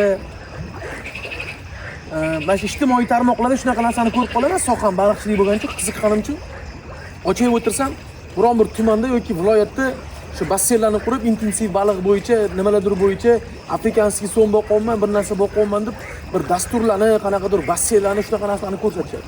Sazan balig'ini boqyapman, farel balig'ini boqyapman, nimadir boqyapman. Hop shuni boqayotgan ekan. Ijtimoiy tarmoqlarga ham chiqyapti. O'zini fikrini bildiryapti. Nima uchun o'sha jurnalist yoki borib o'shandan intervyu o'tgan odam savol bermaydi? Aka, men sizga savol berishimdan maqsad O'zbekiston Respublikasi fuqarosiman. O'zbekiston Respublikasini boyib ketishi, O'zbekiston Respublikasining obro'si, bu respublikadagi baliqchilarning nufuzli shiddat bilan rivojlanishi, sizni oshna og'aynilaringiz, do'stlaringiz, qo'ni-qo'shnilaringizni kelajakda sizni bu sohangizga qiziqishini paydo bo'lishini himoya qilgan holda savol bermoqchiman. Siz necha yildan beri baliqchilik qilyapsiz? Baliqchilikni boshlaganingga 3 oy bo'ldi desa, "Oka, xayr, bir 3 yildan keyin kelaman." Ana undan keyin syomka qilib ijtimoiy tarmoqqa qo'yamiz. Sizni gapingizga kirib hozir kimdir aldanib qolib katta pulga zarar ko'radigan bo'lsa, bu narsani boshida turgan odam men bo'laman degan gapni nimaga gapirmaydi? Bekzod, mavzudan uzoqlashgandirmiz. Xuddi shu holatda kirib qolgan baliqchilar bor. Mana nechta baliqchi bilan gaplashib qolaman-ku. Mana hozir men gapirib bergan holatda kirib qolgan baliqchilik. Oke, 1 gektar ko'l olsam, men buncha baliq olsam, men buncha ovqat bersam, buncha bo'lar ekan. O'shaning uchun baliqchilikni boshlaganman. Joyi o'rganmaydi, muhitni o'rganmaydi, kelib chiqishini o'rganmaydi. U suv to'g'ri keladimi, o'zi to'g'ri kelmaydimi? Mana bir joyda bahs bo'lib qoldi. Nufuzli odamlar. Haqiqatda mana shu baliqchilikda respublika taniydigan odamlar, normalniy urovingga ko'tarilgan odamlar. Endi bu joyi bari syomkada ketib qolishi mumkin, o'shaning uchun ismini tilga olmayapman. Holat shunaqa bo'ldiki, menga savol beryapti. Biz palon joyda farel boqishga deyapti, xo'jalik qurdik deyapti, ishlayapti, zo'r ketyapti deyapti. Mana shu joyda deyapti, qildikda shu narsani deyapti, mana shu farelchilik o'xshamayapti deyapti. Biroz aka nima fikr bildirasiz shu narsaga? Baribir deydi, ko'p viloyatlarga chiqasiz, ko'pchilik bilan gaplashasiz, bir o'zingizni prosta fikringizni bilmoqchiman, shaxsiy fikringizni. Mana shaxsiy fikrim yo'q bu narsada dedi. Mana umumiy fikrim bor dedi. Umumiy fikrim sanda ham bo'lish kerak edi. Qiz bu to'g'rimi bu? Javobi hammaga. O'ylanib qoldi. Nimaga dedi? Suvni qachon tekshirtirgansan dedi. Artizanni qoqtirdi, suvni oqizib qo'ydi, bir hafta 10 kun oqizib qo'ygandan keyin tingandan keyin dedi, suvni tortib oldikda, olib borib tekshirtirdi dedi. Farel balig'iga to'g'ri keladi dedi. Opadim. Undan keyin basseynlarni qurdik dedi. Yomon ketmayapti boshlanishi. Basseynlarni qurdik hammasini dedi. Cho'tki qilib tashkillagandan keyin suv tashayapmiz dedi. Baliq nobud bo'lyapti o'smayapti. Lekin tekshirtirganimizda fareliga to'g'ri keladigan suv chiqqan bizdan. Muammo yo'q dedim. Suvni olib borib tekshirtirganmisizlar dedim. Men qancha vaqt o'tgan oralig'ida dedim. 8 soat, 10 soat orada 3 soat tekshirib turgan paytimiz ham bo'lgan. Mayli dedim. Suv dedim o'zini faoliyatini o'zgartirishi bor-ku dedim boyagi mavzu. Endi boshqa muammo bor bu yerda dedim. Qanaqa muammo? Artizan qudurini qo'qqandan keyin dedim, yerdan suvni chiqarib olgandan keyin dedim, bu zax suv bo'ladimi, boshqa bo'ladimi chiqarib olgandan keyin dedim, basseynlarga yo'naltirgan paytingizda dedim, o'sha yer tagida filtr qatlam bo'ladi, suvni yig'ilgan joyda. O'sha filtrlangan suv tomon bo'lgandan keyin filtrlanmagan suv oqib ketayotganda hisobiga o'smayotganmi balig'ingiz dedi. O'ylanib qoldi. Nima qilish kerak dedi. Kamida 3 kun yoki 1 sutka to'xtamasdan suvni oqizib qo'yib dedim. Oqib turgan suvni olib borib tekshirtirish kerak edi, to'g'ri kelarmi kunda. 1 sutka to'xtamasdan oqizib qo'yishdi, shuni olib borib, shuni tekshirtirishdi, fariliga to'g'ri kelmaydi, xulasa dedi. Undan keyin o'chirishdi bu suvni. 12 soat turgandan keyinmi, 24 soat turgandan keyin suvni olib borib tekshirtirishdi, fariliga to'g'ri keladi. Qiziq mavzu. Qiziq. O'sha qudu. Endi tushuntirib beraman senga. Mana qudu. Tegida toshlar bilan filtrlanib kelgandan keyin filtrlangan suvni tortib olamiz biz. Qududa ham shunaqa filtrlangan suv yig'ilib turadi. Buni to'xtamasdan tortiragan bo'lsang, qaysidir joydan noto'g'ri suv kelib qolishi mumkin yer tagida. Uni ham tortib. Qo'shilib ketgandan keyin uni ham tortib olib chiqib ketadi. O'shani hisobiga bu tashkiliy masalani yo'lga qo'ya olmaymiz. Keyin biron bir xo'jalikda, mana baliqchilikda yangi mana shu baliqchilikka qiziqayotgan odamlarga, baliqqa yangi kirib kelayotgan odamlarga shu tavsiyani berib qo'ygan bo'lardim. Oltin qoida eslab qolish kerak bu narsani. Biron bir joyda baliqchilik tashkillashtirilgan bo'lsa, tashkillashtirilgan baliqchilik faol rivojlanayotgan bo'lsa, o'sha joyi suvlarini, boshqa narsani o'rgangandan keyin o'zingizlarni joyingizga misol uchun kattaroq, misol uchun qanaqa desa bo'ladi, bir masshtabni qanaqadir baliq xo'jalik yoki intensivni qanaqadir kattaroq joy qurmoqchi bo'lsanglar, oldin bitta kichkinasini quringlar. Mayli foyda keltirmasin, zarariga ishlasin, kichkinasini quringlar-da, ishlatib ko'ringlar buni. Suv to'g'ri keladimi, buni tortib ketishi, chiqib kelishi, undan keyin bu debitni hisob-kitob qilib turib, bu narsani tashkillaylar. Mavzudan uzoqlashmoqchi emasman. Mavzuimiz baliq kasalliklari. Bu baliq kasalliklariga juda ham bog'liq bo'lgan narsa. Nimagaki, agar biz mana shu suvni ham tashkillayotgan paytda noto'g'ri beradigan bo'lsa, o'sha kisheshnik, palishnik, biron bir joyda hojatxona qoqib qo'yilgan, biron bir joyda ferma bor, suv zaxga ketadi, yonida dala bor, dalani misol uchun nitratlari ketadi, o'sha suvni tortib qo'yadigan bo'lsa, bu ham baliq ichki kasalliklariga ta'sir qiladi. Tashqi emas. Ichki kasalliklariga ta'sir qiladi. Ichki kasalliklariga o'sha buni yeyotgan oziqasi bilan pererabotka bo'lmagan moddalar bo'ladi-yu. Moddalari almashib, keyingi holatga o'tmagan moddalar baliq ichki kasalliklariga ta'sir bo'ladi. Birinchisi o'sha ovqatga bog'lagan bo'lsa, ikkinchisi shu ichida qolib ketgan narsa. Baliq kasalligiga hozirgi biz aytayotgan suvni aloqasi bor. Yerdan chiqayotgan suvni. Mana misol uchun buni qanaqa bog'laymiz Bekzod? Toshkentdan Buxorogami, Buxoroni biron bir cho'l hududgami, Navoiyga ham borib qoldi. Chanqadingda misol uchun yo suv ichib qo'yding yoki bir pishirgan ovqatini nimasini yeb qo'yding, iching zilib qoldi. Suvdan bo'ladimi? Suv almashgandan keyin bilinadi-ku bizga, to'g'rimi? Seziladi. Mana daryoda oqayotgan suvda 22 gradusda uni shilachi qatlami bor-ku, ishqorli qatlami. Boshqacha bo'lishi mumkin. 26 ga chiqqandan keyin o'zgarib ketib qoladi. Biz 22 ga o'rganib ishlab turamiz-da, bu yerda hamma narsa normalniy bo'ladi. 26 ga chiqqandan keyin o'zgarib ketib qoladi. Ana ketdi, muammo chiqib keladi. Suvning aloqasi bor ekanmi ichki kasalliklariga? Bor. Baliq ovqat yegandan keyin ichib ketadi buni. Ichib ketgandan keyin suvning gidroximiyasi bizga ketadi. Keyin ichki kasallik chiqib keladi. Mana bizda shunaqa narsa bor. Mana shu laqqa boqadiganlarda yer tagidan chiqadigan issiq mineral suvlar bor, bilasizmi? Betga borganda. Qattiqdir 30 gradus, qattiqdir 50 gradus suv chiqadi. Afrika laqqasiga misol uchun uglevodorod yoqib harakat qilgandan ko'ra boqish qulayroq tashkillash. Lekin ikkinchi tomoni bor. O'sha suvlarda baliq misol uchun 3 kilo ovqat yemaydi 1 kilo desam. 4 kilo, 5 kilo ovqat. Nimani hisobiga bilasan? O'sha suvning ishqorligi ko'pligi. O'sha suvdagi mineral moddalarning kerakligidan ko'pligini hisobiga u suvda chayni soda bor. Mana bizda chayni soda. Shu narsani ko'pligini hisobiga yegan ovqatini misol uchun 50% ni hazm qilgandan keyin qolganini tikanlatib ketib qoladi. Shuning uchun ovqat karmo koeffitsiyenti o'sib ketib qoladi. Mana misol uchun ko'la, mana shu ko'lni ikkita yonma-yon ko'lni qurib, mana shu bitta ko'lni suvini almashga 300 ta litr suv kerak bo'ladigan bo'lsa, almashishga intensivniy baliq boqmoqchimiz, ko'p solib 300 ta litr suv kerak bo'ladigan bo'lsa, 1 gektarga to'lib kirish kerak bo'lsa yoki 400 ta litr to'lib kirish kerak bo'lsa, suv biz daryodan 400 ta litr suv kirgizib baliq boqadigan bo'lsa, bu baliq yaxshi o'smaydi. Bunda muammo bo'ladi. Chunki tashqaridan kirib kelayotgan suvni gidroximiyasi buzilib ketganini hisobiga buni tashkil olmaydi. Endi biz 2 ta 1 gektarlik ko'lni yonma-yon qurib, bor yo'g'i 100 talik nasosli suv kirgizib qo'yib tashqaridan isparenaga yoki 50 talik nasosli suv kirgizib qo'yib. Bu ko'l bilan bu ko'lni suvni bir-biriga aylantirsa 300 talik turbada. Bemalol bu yerda biz qolgan narsani qila olamiz. Mana buni intensiv. Mana buni takomillashgan usul. Aynan takomillashgan usulni sanoat darajasiga olib chiqish uchun daryodan juda ko'p ob'yomda suv olishimiz kerak emas. Ustalayam yetadi deysiz. Yetadi ustalar. To'g'ri ishlansa bo'ldi. To'g'ri ishlansa bo'ldi. Ovqat keragidan ko'p berib qo'yilmasa, o'sha misol uchun ko'lda ruxsat berilgan belgi bor-ku, suvni qachon almashishi. O'shani almashishni tashkillab bersa bo'ldi. 20 kun deymiz. 20 kun mana bizning holatida 20 kun. Ha. Lekin intensivga ko'tarilganing sari misol uchun bir kunda bir marta almashishga to'g'ri kelib qoladi.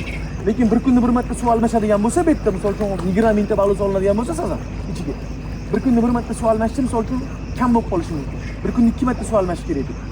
20 kunda achib ketib qoladi bu. Chunki gektariga misol uchun 2000 dona sizdan solgan paytingda 2 marta almashayotgan, 20 kunda almashayotgan bo'lsa, suv almashishi. Endi bu yerga 2000 ta emas, 20 mingta solib qo'yganingdan keyin 10 barobar qisqarish kerakmi u kamida? Ovqat san o'zi 20 barobar yoki 10 barobar ko'p berasan. 10-20 barobar ko'p ovqat berganingni hisobiga avtomatik shunaqa narsa chiqib keladiki, bu yerda bizni bog'lay olmaydigan narsamiz nima bo'lib chiqadi? 2000 ta baliqqa 20 kunlik suv almashuvi yetgan bo'lsa, 20 mingta baliqqa misol uchun 1 kunlik suv almashuvi ham yetmay qolishi mumkin. O'sha yetmay qolgan paytda daryodan olishimiz kerak degani emas, bu suvni chiqarib olishimiz kerak degani emas. Baliq bu suvga o'rgan bo'lgan, yoniga yana bitta havza qurib turib, havzadan havzaga almashtirish kerak degan. Shunda baliqning ichki kasalliklari bo'lmaydi. Ichki kasalliklarni yanada bir oldini olib qo'ygan bo'lamiz. Chunki u o'sha suv bo'ladi. O'sha suv kislorodga to'yintirib qaytarib beriladi. O'sha suv misol uchun karp balig'i boqilayotgan bo'lsa, yonidagi tastilov boqiladigan havzaga chiqadi bu. Tastilov boqiladigan havzada tastilov fitoplanktonlarni misol uchun kamaytirib beradi. Bu kamaytirib bergandan keyin yerda ko'proq kislorod ishlab chiqariladi. Ko'proq kislorod ishlab chiqarilgandan keyin orqaga qaytib keladi. Mana bu yerda fitoplankton zich bo'lgandan keyin u fitoplanktonning suzishi bor-ku, quyosh sintez qilishi. Sekinlashib ketib qoladi zichigini hisobiga. Bu kam bo'lsa fitoplanktonlar kerakligidan kam emas, o'zi biz o'ylayotgandan kam bo'lsa, bunaqa ko'p bo'lmasa, uni harakati tezroq bo'ladi. Ko'proq suzadi bu, ko'proq sintez bo'ladi. Quyosh yorug'ligi hamda ko'proq kislorod ishlab chiqaradi. Ana o'shani hisobiga biz ko'lni gidroximiyasini tiklab, o'zimiz xohlagan bir qanaqadir yaxshi narsani tashkillab beramiz. Bu narsani tashkillab berishimiz uchun to'g'ri ishlashni o'rganib olishimiz kerak. O'sha baliq ichki kasalliklari deganda biz yana boyagi nuqtaga qaytamiz, yopish qismiga kelib qolganligimiz uchun birinchi bo'lib uni yeyotgan ovqati, undan keyin yeyotgan ovqatini kerakligidan ko'p berib qo'yganimiz hisobiga organizm charchab qolgandan keyin ichki kasallik chiqib keldi. Organizm charchadi, ichki kasallik chiqib keldi. Tashqaridan kirib kelayotgan suvning gidroximiyasi buzilgan, qo'limizda misol uchun minerali 10% suv turuvdi, tashqaridan 25 mineralli suv kirib kelyapti. Ovqat qilish, hazm qilish buzildi. Charchagan uzun. Charchagan. Charchagan organizm vasstaniylik bo'ladimi yo'qmi? Bo'ladi, juda ham sekin. Bu charchagan organizm yo'q, oldingidek bo'lmaydi. Charchagan organizm oldingidek bo'lmaydi. Agar charchagan organizm oldingidek bo'lganda, hozirgacha misol uchun zimokadan chiqqan baliqlar o'sha tuzalib ketib bo'lish kerak. Qo'lni muhitini ko'pchilik solib qo'ygan. Tiklanadi. Qaysidir foizda, kamroq miqdorda tiklanadi, lekin kam holatda. Mana bunaqa narsa bor-da, Bekzod. Mana shu baliq kasalliklari, ichki kasallik deganda sarv kasal bor, gepatit.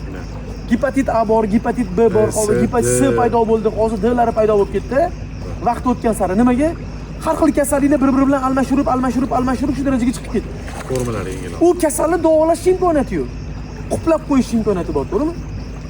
Bu kasallik bir marta rivojlangandan keyin bizni nimadir qarshi chora ko'rsa, tabiat hisobiga bu quplanishi mumkin.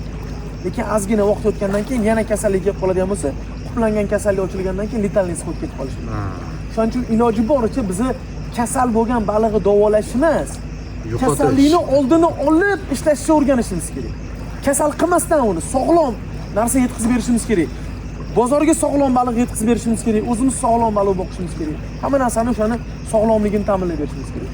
Iloji boricha bu suvlarimizni olib har xil bakteriyalarga qarshi tekshirib turishimiz kerak. Qaysi bakteriyalar ko'payib ketyapti. Iloji bo'lsa, misol uchun har bitta shu suvlarni tekshiradigan, boshqa qiladigan joylarga taklif kirgizib, bizda shunaqa taklifda bir loyiha kirgizmoqchimiz. Mana shu hududda Toshkent viloyatida misol uchun 1000 ta baliqchi bormiz yoki 500 ta baliqchi bormiz. oyi har 15-kunida yoki qaysidir kunida namuna olib jo'natmoqchimiz sizlarga yozib. Bitta odamni gaplashamiz, bitta Yandex taksi bo'ladimi, boshqa bo'ladimi, pulni misol uchun kelishamizda, hamma namunasini yig'ib olib boradi. Bakteriyaga qarshi boyga narsani tekshirish shart emas-da. Qochib ketmaydi u, yopib qo'ygandan keyin ichiga qo'yib idish qilib. Sizlar maxsus qanaqadir idish chiqarib bersanglar, biz sizlarga oylik to'lab tursa, buni oldini olish maqsadida kimni xo'jaligida shunaqa narsa ko'p-kam shuni etsanglar, biz keyin o'zimiz bitta ixtiyologmi, ixtiyopatologmi, bitta biologmi topib, bunga qarshi kurash choralarini ko'ramiz. O'shanda bitta odamda topilgan kasallikni hisobiga, mana sen misol uchun bitta kasallikni aniqlashga $1000 pul xarajat qilishing kerak bo'lsa, 200 ta yoki 100 ta baliqchi birlashgandan keyin $1 dan pul bersa yoki $5 dan pul bersa, o'sha $1000 beradi-da. Buni bir tekshirib o'tgandan keyin misol uchun bitta odamning kasalligini oldini olib qo'yganimiz hisobiga daryoga chiqib ketayotgan kasallikni oldini olib qolishimiz mumkin. Bugungi kunda. Bu narsani baribir bugun bo'lmasa ertaga bo'lmasa indinga yillar davomida bu narsani tashkillashimiz kerak baribir. Sababi bitta baliqchini baliqni kasal qilib qo'ygani, daryoga oqizib yuborgani, yoqmayapti bu baliq misol uchun 100 gram, 150 gram bo'lib qolgan, jabrasi kasal bo'lib qolgan, o'smayapti-da. Birovga sotaman desa olmaydi, chinoz baliq bozoriga borib sotsa, ribniy mukaga yo'l puli chiqmaydi. Tutgan odamga pul berish kerak, ortganiga pul berish kerak, olib borganiga daryoga oqizib yuboradi. Daryoga oqizib yuborgandan keyin bu daryoda muammo chiqarishi mumkin, kimnidir ko'liga kirib borishi mumkin, boshqa yoqqa borishi mumkin. Bu bilasanmi, ertagacha shunaqa holat bo'ladiki, Qirg'izistondan misol uchun suv chiqib O'zbekistonga kiradi, O'zbekistondan Tojikistonga, Tojikistondan O'zbekistonga, O'zbekistondan Qozog'istonga. Bu nimaga bunaqa aytayapman? Mana tabiat chegarasi yo'q-ku, shamolli chegarasi yo'q, yomg'irli chegarasi yo'q. Bu O'zbekistonning yomg'iri bu yoqqa yog'ishim kerak degan gap yo'q-ku, ketaveradi bez granitsa. Sani qo'ling kirib keladigan kasallikning ham granitsasi yo'q, kirib kelaveradi. Lekin kimnidir xatosi bilan kirib keladi bu, Bekzod. O'sha xatoni oldini olish maqsadida biz birlashtirib bu kasalliklarni bir nuqtaga qo'yib olishimiz kerak bugun. Oxirgi paytgacha bir kunda misol uchun 10 ta odam yozayotgan bo'lsa, bir 8 tasi kasallik bo'yicha murojaat. Bu degani biz ko'tarilib ketmayapmiz. Biz cho'kyapmiz ekan. Dolzarb mavzu bo'lib qolibdi. Bu juda ham dolzarb mavzu bo'lib qo'ygan bu. Bu juda dolzarb mavzu bo'lib qo'ygan bu. O'sha yangi qo'shtironchidagi tadbirkorlar shunaqa harakatlanishyapti, baliqqa ovqat bersa katta bo'lar ekan degan fikr kelib qoldi. Baliqqa ovqat berish kerak katta qilish uchun, lekin me'yordan tashqariga chiqib ketish kerak emas-da. Me'yordan tashqariga chiqib ketgan bo'lsa, biz muammo keltiramiz. Boyiga o'sha baliq ichki kasalligi, tashqi kasalligi, suvni gidroximiyasi hamma narsa biziladi. Buni hammasini zarari bizning cho'nchagimizga uradi. Cho'nchagiga zarar urgani ham mayli, kimnidir imkoniyati bor, kimnidir imkoniyati yo'q. Eng qimmat narsa vaqtimiz ketadi. Vaqt ketadi, to'g'ri. Ana sog'ligimiz bor paytda, sog'ligimiz, qo'limiz narsa ko'tarayotgan paytda, oyog'imiz tanamizni ko'tarib yurgan paytda, aqlimiz misol uchun qilishimiz kerak bo'lgan ishni yurayotgan paytda qilayotgan ishimizdan natija ola olmaydigan bo'lsa. Eng qimmat narsa-da bu. Mablag'da ham emas hammaga. Biz shu narsalarni boy berib qo'yamiz. Men misol uchun taklif bergan bo'lardim, mana baliqchilarga. Mana shu kasalliklar boshqalar bo'yicha. Mana kimnidir xo'jaligida shunaqa muammo bo'lgan paytda o'sha muammoni yechamiz-ku. Biron bir marta gruppalarga chiqib gapirmaysizlar-da. Falon odamdan tavsiya oldim, falon narsani qildim. Qilganimdan keyin mamlaqa bo'ldi. Ovqatni mamlaqa foizni berardim, men foizga tushirdim. Menimcha ovqat berib yoki menimcha oqin sepganimdan keyin suvni mamlaqa kirgizganimdan keyin bu muammodan qutuldim. Kim tushunmasa, meni yon atrofimda baliqchilik bo'lib qiladigan bo'lsa, kesin fikr almashamiz deb kimdir buni ijtimoiy tarmoqqa sizdirayotganini ko'rmadim. Bunaqada biz rivojlanib ketolmaymiz. To'g'ri, to'g'ri. Qo'shtirnoqchiligi tadbirkorlarning ishi rivojlanib ketaveradi bu. Shunaqa, boringizga shukr. Ustoz, sizga hozir qo'shimcha qilib o'taman shu narsaga. Ancha ko'pchilik qiziqtirsa ham kerak bu narsa. O'zimga ham qiziqdi. Kasallikning turlarini sanab o'tdingiz. Hozir o'zi 5-6 tasini ichki, tashqi hammasini sanab o'tdingiz. Mana shu kasallikni olib qolsa bo'ladimi yo'qmi baliqlarni yoki imkoni yo'qmi, o'lib ketadimi? Qaysi birida olib qolsa bo'ladi, qaysi birida olib qolsa bo'ladi? Bekzod, uni olib qo'ysa bo'ladi, olib qo'ymasa bo'lmaydi degan narsa yo'q bu yerda. Bu hammasi Allohdan. Bu suvni ichida baliqqa qarshi biron bir kasallikka qarshi dorilangan ovqat bo'ladimi misol uchun yoki tashqaridan sepiladigan biron bir parashok bo'ladimi, boshqa bo'ladimi bergan taqdiringda baliq immunitet sozdovat qilib olishiga muhit yaratib berayotgan bo'lasan. O'sha baliqda immunitet yetarli bo'lib, tabiat bilan kurashib ketsa, u tuzalib ketadi. Misol uchun doktor senga misol uchun biron bir joying og'rib qolsa, oson tushuntirishim uchun. Ana misol uchun bemor bo'lib qolding, og'rib qolding biron bir joying, doktorga borsang, aytasan, nima bo'ldi desang, tishim og'riyapti desan, to'g'rimi? Misol uchun. Oshqozonim og'riyapti desang, senga oshqozon dori beradi. Oshqozon dorini ichganingdan keyin o'sha senga oshqozoningga dori berdi-ku. Oshqozoning tuzalishi kerak, to'g'rimi endi? lekin mabodo san o'lib qolsang, omonat topshirib qo'ysang. Bu doktor bergan doridan o'lib qolgan bo'lmaysan-ku sen. Seni vaqt soating kelgan bo'ladi. To'g'ri. U oshqozoningga dori beradi. Mana biza ham biron bir odamni ko'liga borganda ko'rganda, kulli muhitini to'g'irlashga, ertaga bu kasallikni oldini olishga, bu kasallikka moyil bo'layotgan narsani bartaraf qilishga harakat qilamiz. U kasalni faqat Alloh davolaydi, biz davololmaymiz. Biz yechimini qilamiz faqat borgan. Bu mumkin yo bu mumkin emas. Buni ko'paytirsan yoki kamaytirsan degan fikr bildiradi. Chunki mavzu nimadaligi? U agar bu balig'i kasalligini biron bir dori bilan yoki nima bilandir bitta sepganda tuzalib ketishi imkoniyati bo'lganda, mana internetda, ijtimoiy tarmoqda chiqayotgan bitta odamning balig'i kasal bo'ldi, tuzaldi. Misol uchun bittasi ham bo'lmadi, hammasi zo'r bo'lib ketdi.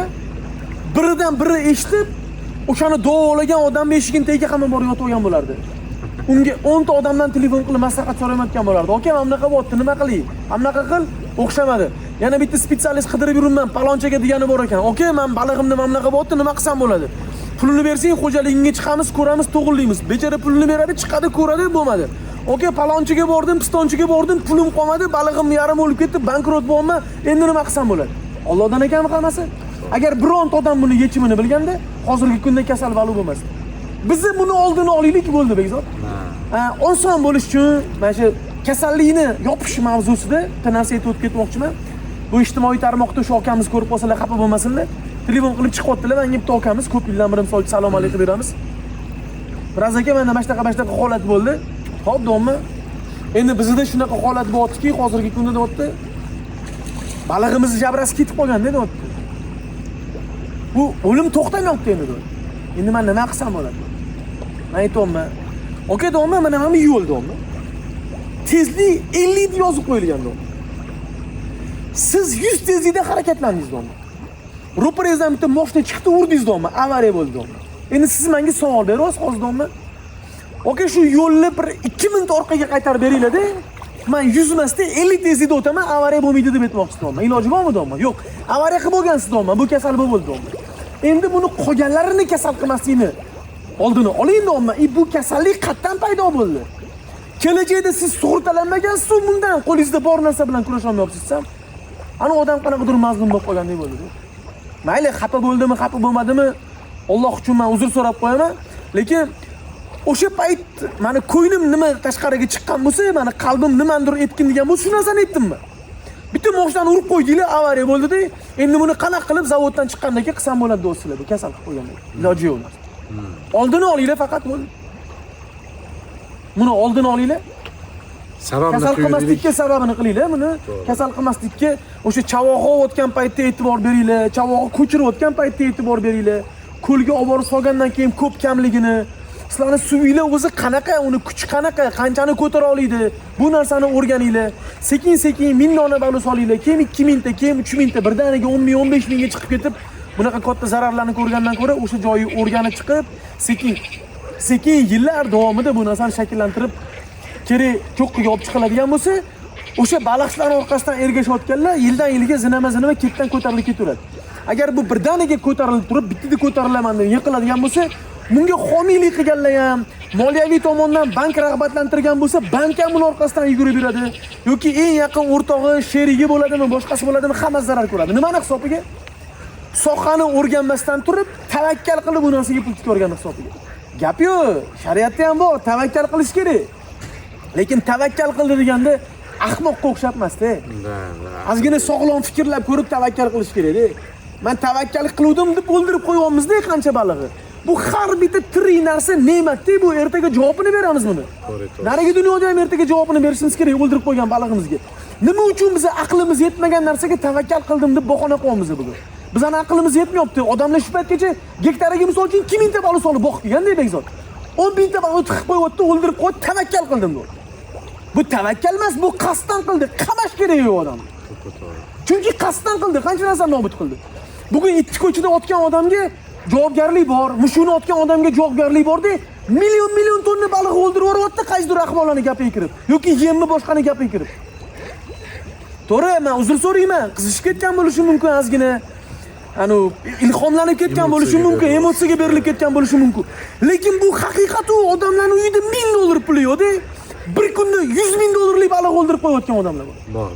Bizani rivojlanishimizga, baliqchilikning rivojlanishiga, O'zbekiston Respublikasini misol uchun qaysidir burchagida, joyida nimadir rivojlanishiga normalniy o'zini ta'sirini ko'rsatadigan narsani havoga uchirib qo'yamiz kimnidir gapiga kirib.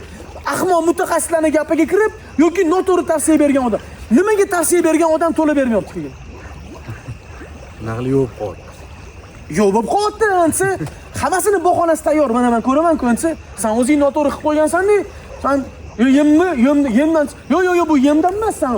Suving yaxshi aylanmaganda, seni suving yaxshi emas ekan deydi.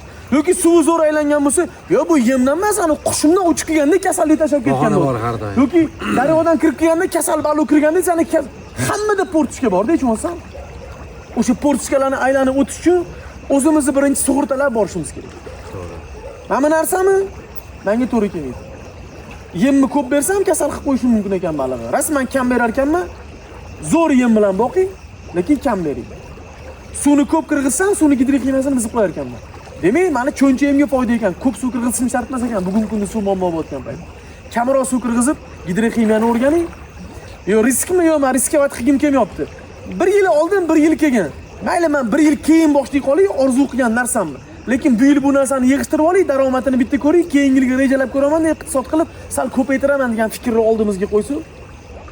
Bu davlat tashabbuslari, davlat tomonidan vazirlikda misol uchun ko'p odamlar bilan gaplashaman, ko'p odamni taniyman misol uchun gaplashganimizda shunaqa narsa chiqadiki, bizani mana shu baliqchilik sohasida bu tadbirkorlar, baliq sanoat uyushmasi ham qancha jonlilik kuydirganda shu paytgacha. Lippo joyiga chiqib, oddiy baliqchining ham xo'jaligiga borib, uni eshitib, misol uchun qilib berishga harakat qilgan.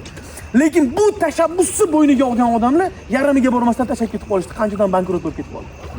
Lu tashabbusni bo'yniga olgan odamlarning o'zida amaliyot yo'q edi bu narsaga, Bekzod. Kimnidir gapiga kirib boshlab ketadigan narsa emas bu. Bu baliqchilik shunaqa narsaki, bu sohaga yangi qiziqayotganlarga bitta narsani aytib o'tib ketmoqchiman. Mana kasallik to'g'risida ko'p to'xtalib o'tdik. Biz bugun chaqaloqni misol uchun yig'lasa, nima bo'layotganini bilmaymiz deb pediatrga olib boramiz, to'g'rimi? Normalniy pediatrga ko'rib bergan, nimaga yig'layapti bu deb. Bu balig'i ham o'zini pediatri bor-da.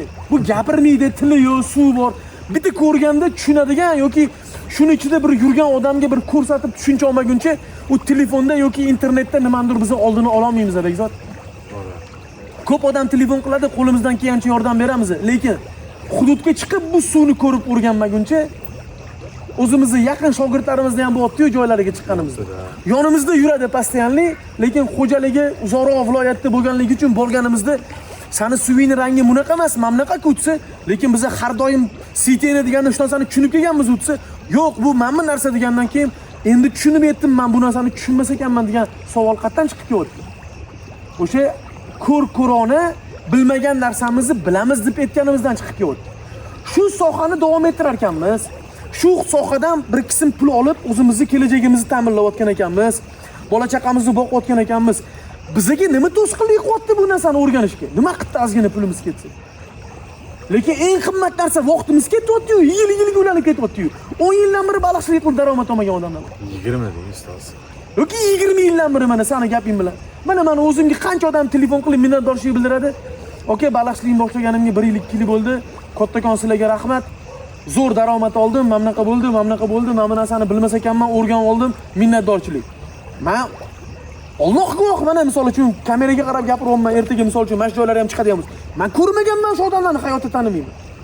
Telefon qilgan, internetdan yozgan, fikr almashganmiz, joyi to'g'ri kelib qolgan. O'sha bugun bizni dialog qilib bog'layotgan gaplarimiz bor-ku.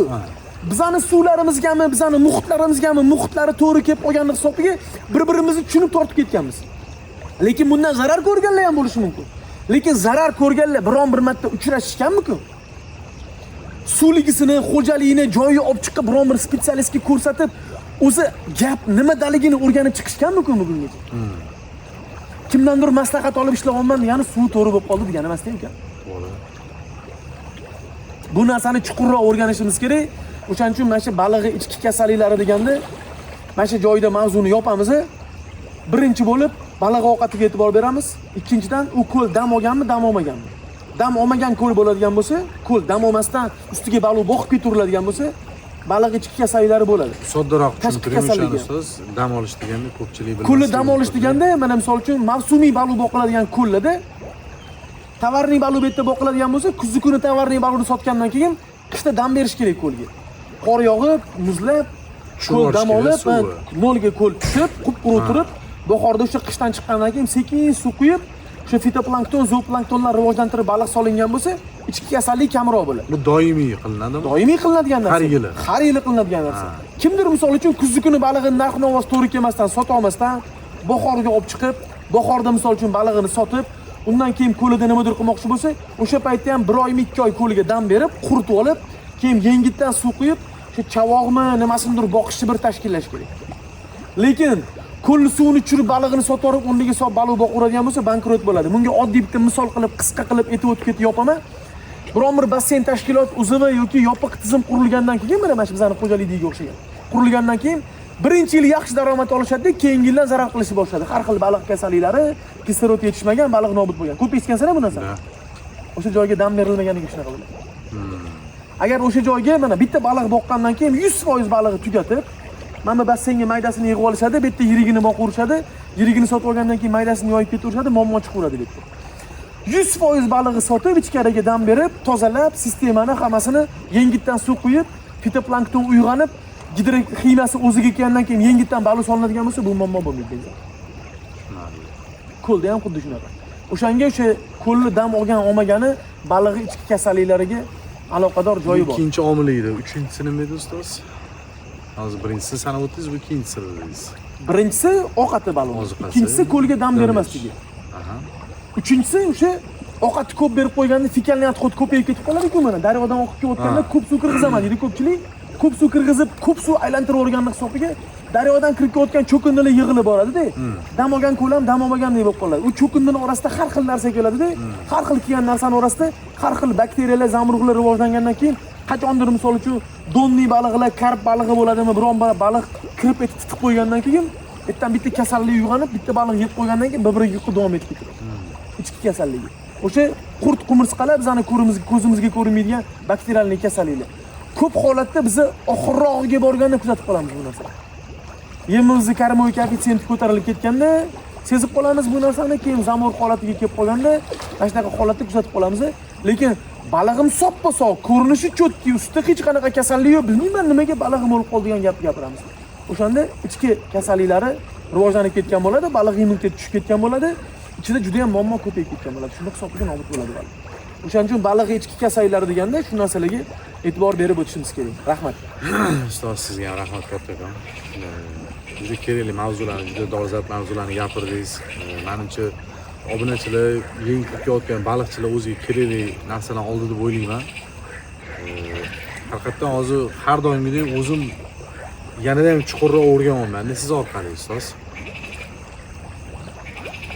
Men o'zim baliqchilikni har safar gaplashganda, sen bilan gaplashganda yoki boshqa bir kim bilan gaplashganda, mana shu ana ilhomlari bir emotsiyalarga berilib tushuntirib berishga harakat qilganda, o'zim ham ko'proq tushunib boraman shu narsani. Bizdan ilhom olasiz, ustoz. Ilhom olaman, o'zim ham yanada ko'proq menga qiziq bo'ladi, biron bir joylarga chiqib ko'rib o'rganganda yanada ko'proq nimadir olishga harakat qilaman. O'shaning uchun baribir fikr almashib turishimiz, bu sohada misol uchun bizga berilayotgan imkoniyatlar, bizga berilayotgan erkinliklar, bu narsalardan unumli foydalansak, bugun biz xo'jaliklarimizni yoki boshqa narsalarimizni to'g'ri tashkillab olamiz. Shogirdlarga yoki bizning hamkasblarimizga yordamimiz tegishiga sabab bo'lamiz. O'zimiz ham qanchalik ko'p ochilganimiz sari bizdan ko'proq biladigan odamlar, bugungi kunda yopiq bo'lib turgan, bugungi kunda juda ham ko'p narsani bilib ochilishga harakat qilayotgan odamlar, balkim bizdan ilhom olib, bizni bilmayotgan qaysidir taraflarini aytsa, yanada bog'lab o'rganib, bu narsani bir targ'ib qilishga, qaysidir joyi kelganda aytib o'tib ketishga boshqasiga sabab bo'ladi. Bu albatta baliqchilikning sohasida bo'layotgan narsa, bu baliqchilarning yutug'i bo'ladi. To'g'ri aytasiz, ustoz. Joningiz sog' bo'lsin. Rahmat Begzod. O'zi 4 ta savol keluvdi. 4-savol ham ichida aytib o'tib ketdingiz-da. Ya endi baribir o'sha kasalligiga oid narsa. Bugun o'sha kasalligi tarqalgan narsa bo'lganligi uchun ko'lda misol uchun baliqlaring sog'lom bo'lsa, ovqat sevsang ham naqli yeb tursa, biron bir narsani o'ylamasang muammosini, bu ham bir katta baxt-da. maza qilishini Maza qilsin. mana shu xudo xolisa xalqimizga ne'mat. Xohlasa. 1-2 oydan keyin xudo xolisa sotuvga chiqaramiz. Bir oyga ham bormasa kerak. Sog'lom. Menimcha. Xudo xolisa. So'z joningiz sog' bo'lsin, nima deymiz? Rahmat yordamlaringiz uchun, keng ko'rsatuv va to'g'risini aytsam, bu ko'rsatuv yana ham bir yaxshiroq bo'ldi. Ko'proq ma'lumotga ega bo'ldik. Rahmat. Obunachilarimizdan iltimos qilib so'raydik, ya'ni oxirigacha ko'rishgan bo'lsa videoni imkon qadar savolni qoldiravringlar. Men endi lichkamga ko'proq 20 ta 30 talab savollar keladi, o'sha ichidan terib siz bilan maslahat qilgan holda bera olmayman-da bu savollarni. O'zingizga kerak bo'lgan dolzarb mavzularni beringlar, harakat qilamiz qo'ldan kelgan ustoz bilan yechim topishga, ya'ni ustoz o'zlari javob berishga harakat qiladilar. Kuzatayotganingiz uchun rahmat sizlarga kattakon. Keyingi ko'rsatuvda ko'rishamiz xudo xolasa. Ustoz qanaqadir so'zingiz bo'lsa oxiriga yakunlang. Rahmat hammanglarga. Mana shu loyihada birgaligimizdan xursandmiz. Bekzodga alohida rahmat. Takliflarni kutib qolamiz sizlardan. Qo'limizdan kelgancha, kuchimiz yetgancha, aqlimiz yetgancha javob berishga harakat qilamiz. Biron bir xato kamchiligi bo'lgan bo'lsa, nimadir noto'g'ri gapirib qo'ygan bo'lsa, hammanglardan misol uchun uzrimizni so'rab qo'yamiz jamoamiz nomidan. Kommentariyalarda yozib qoldirib ketsanglar, bilmagan joylarimizni to'g'rilashga harakat qilamiz. Bilmagan narsamizni o'rganishga harakat qilamiz. Bilgan narsamizni sizlar aytgan narsadan bir to'g'rilab olib, tushuntirib bera oladigan darajada, yetib boradigan darajada yetkazib berishga harakat qilamiz. Bu xudo xolisa hammasini sekin-sekin joyiga tushirib olamiz. Birgaligimizdan xursandmiz. E'tiboringiz uchun kattakon rahmat. Birgalikda xudo xolisa harakatlanamiz. Rahmat hammanglarga. Rahmat. Keyin sonda ko'rishguncha xayr, salomat bo'linglar, o'zingizlarni asranglar.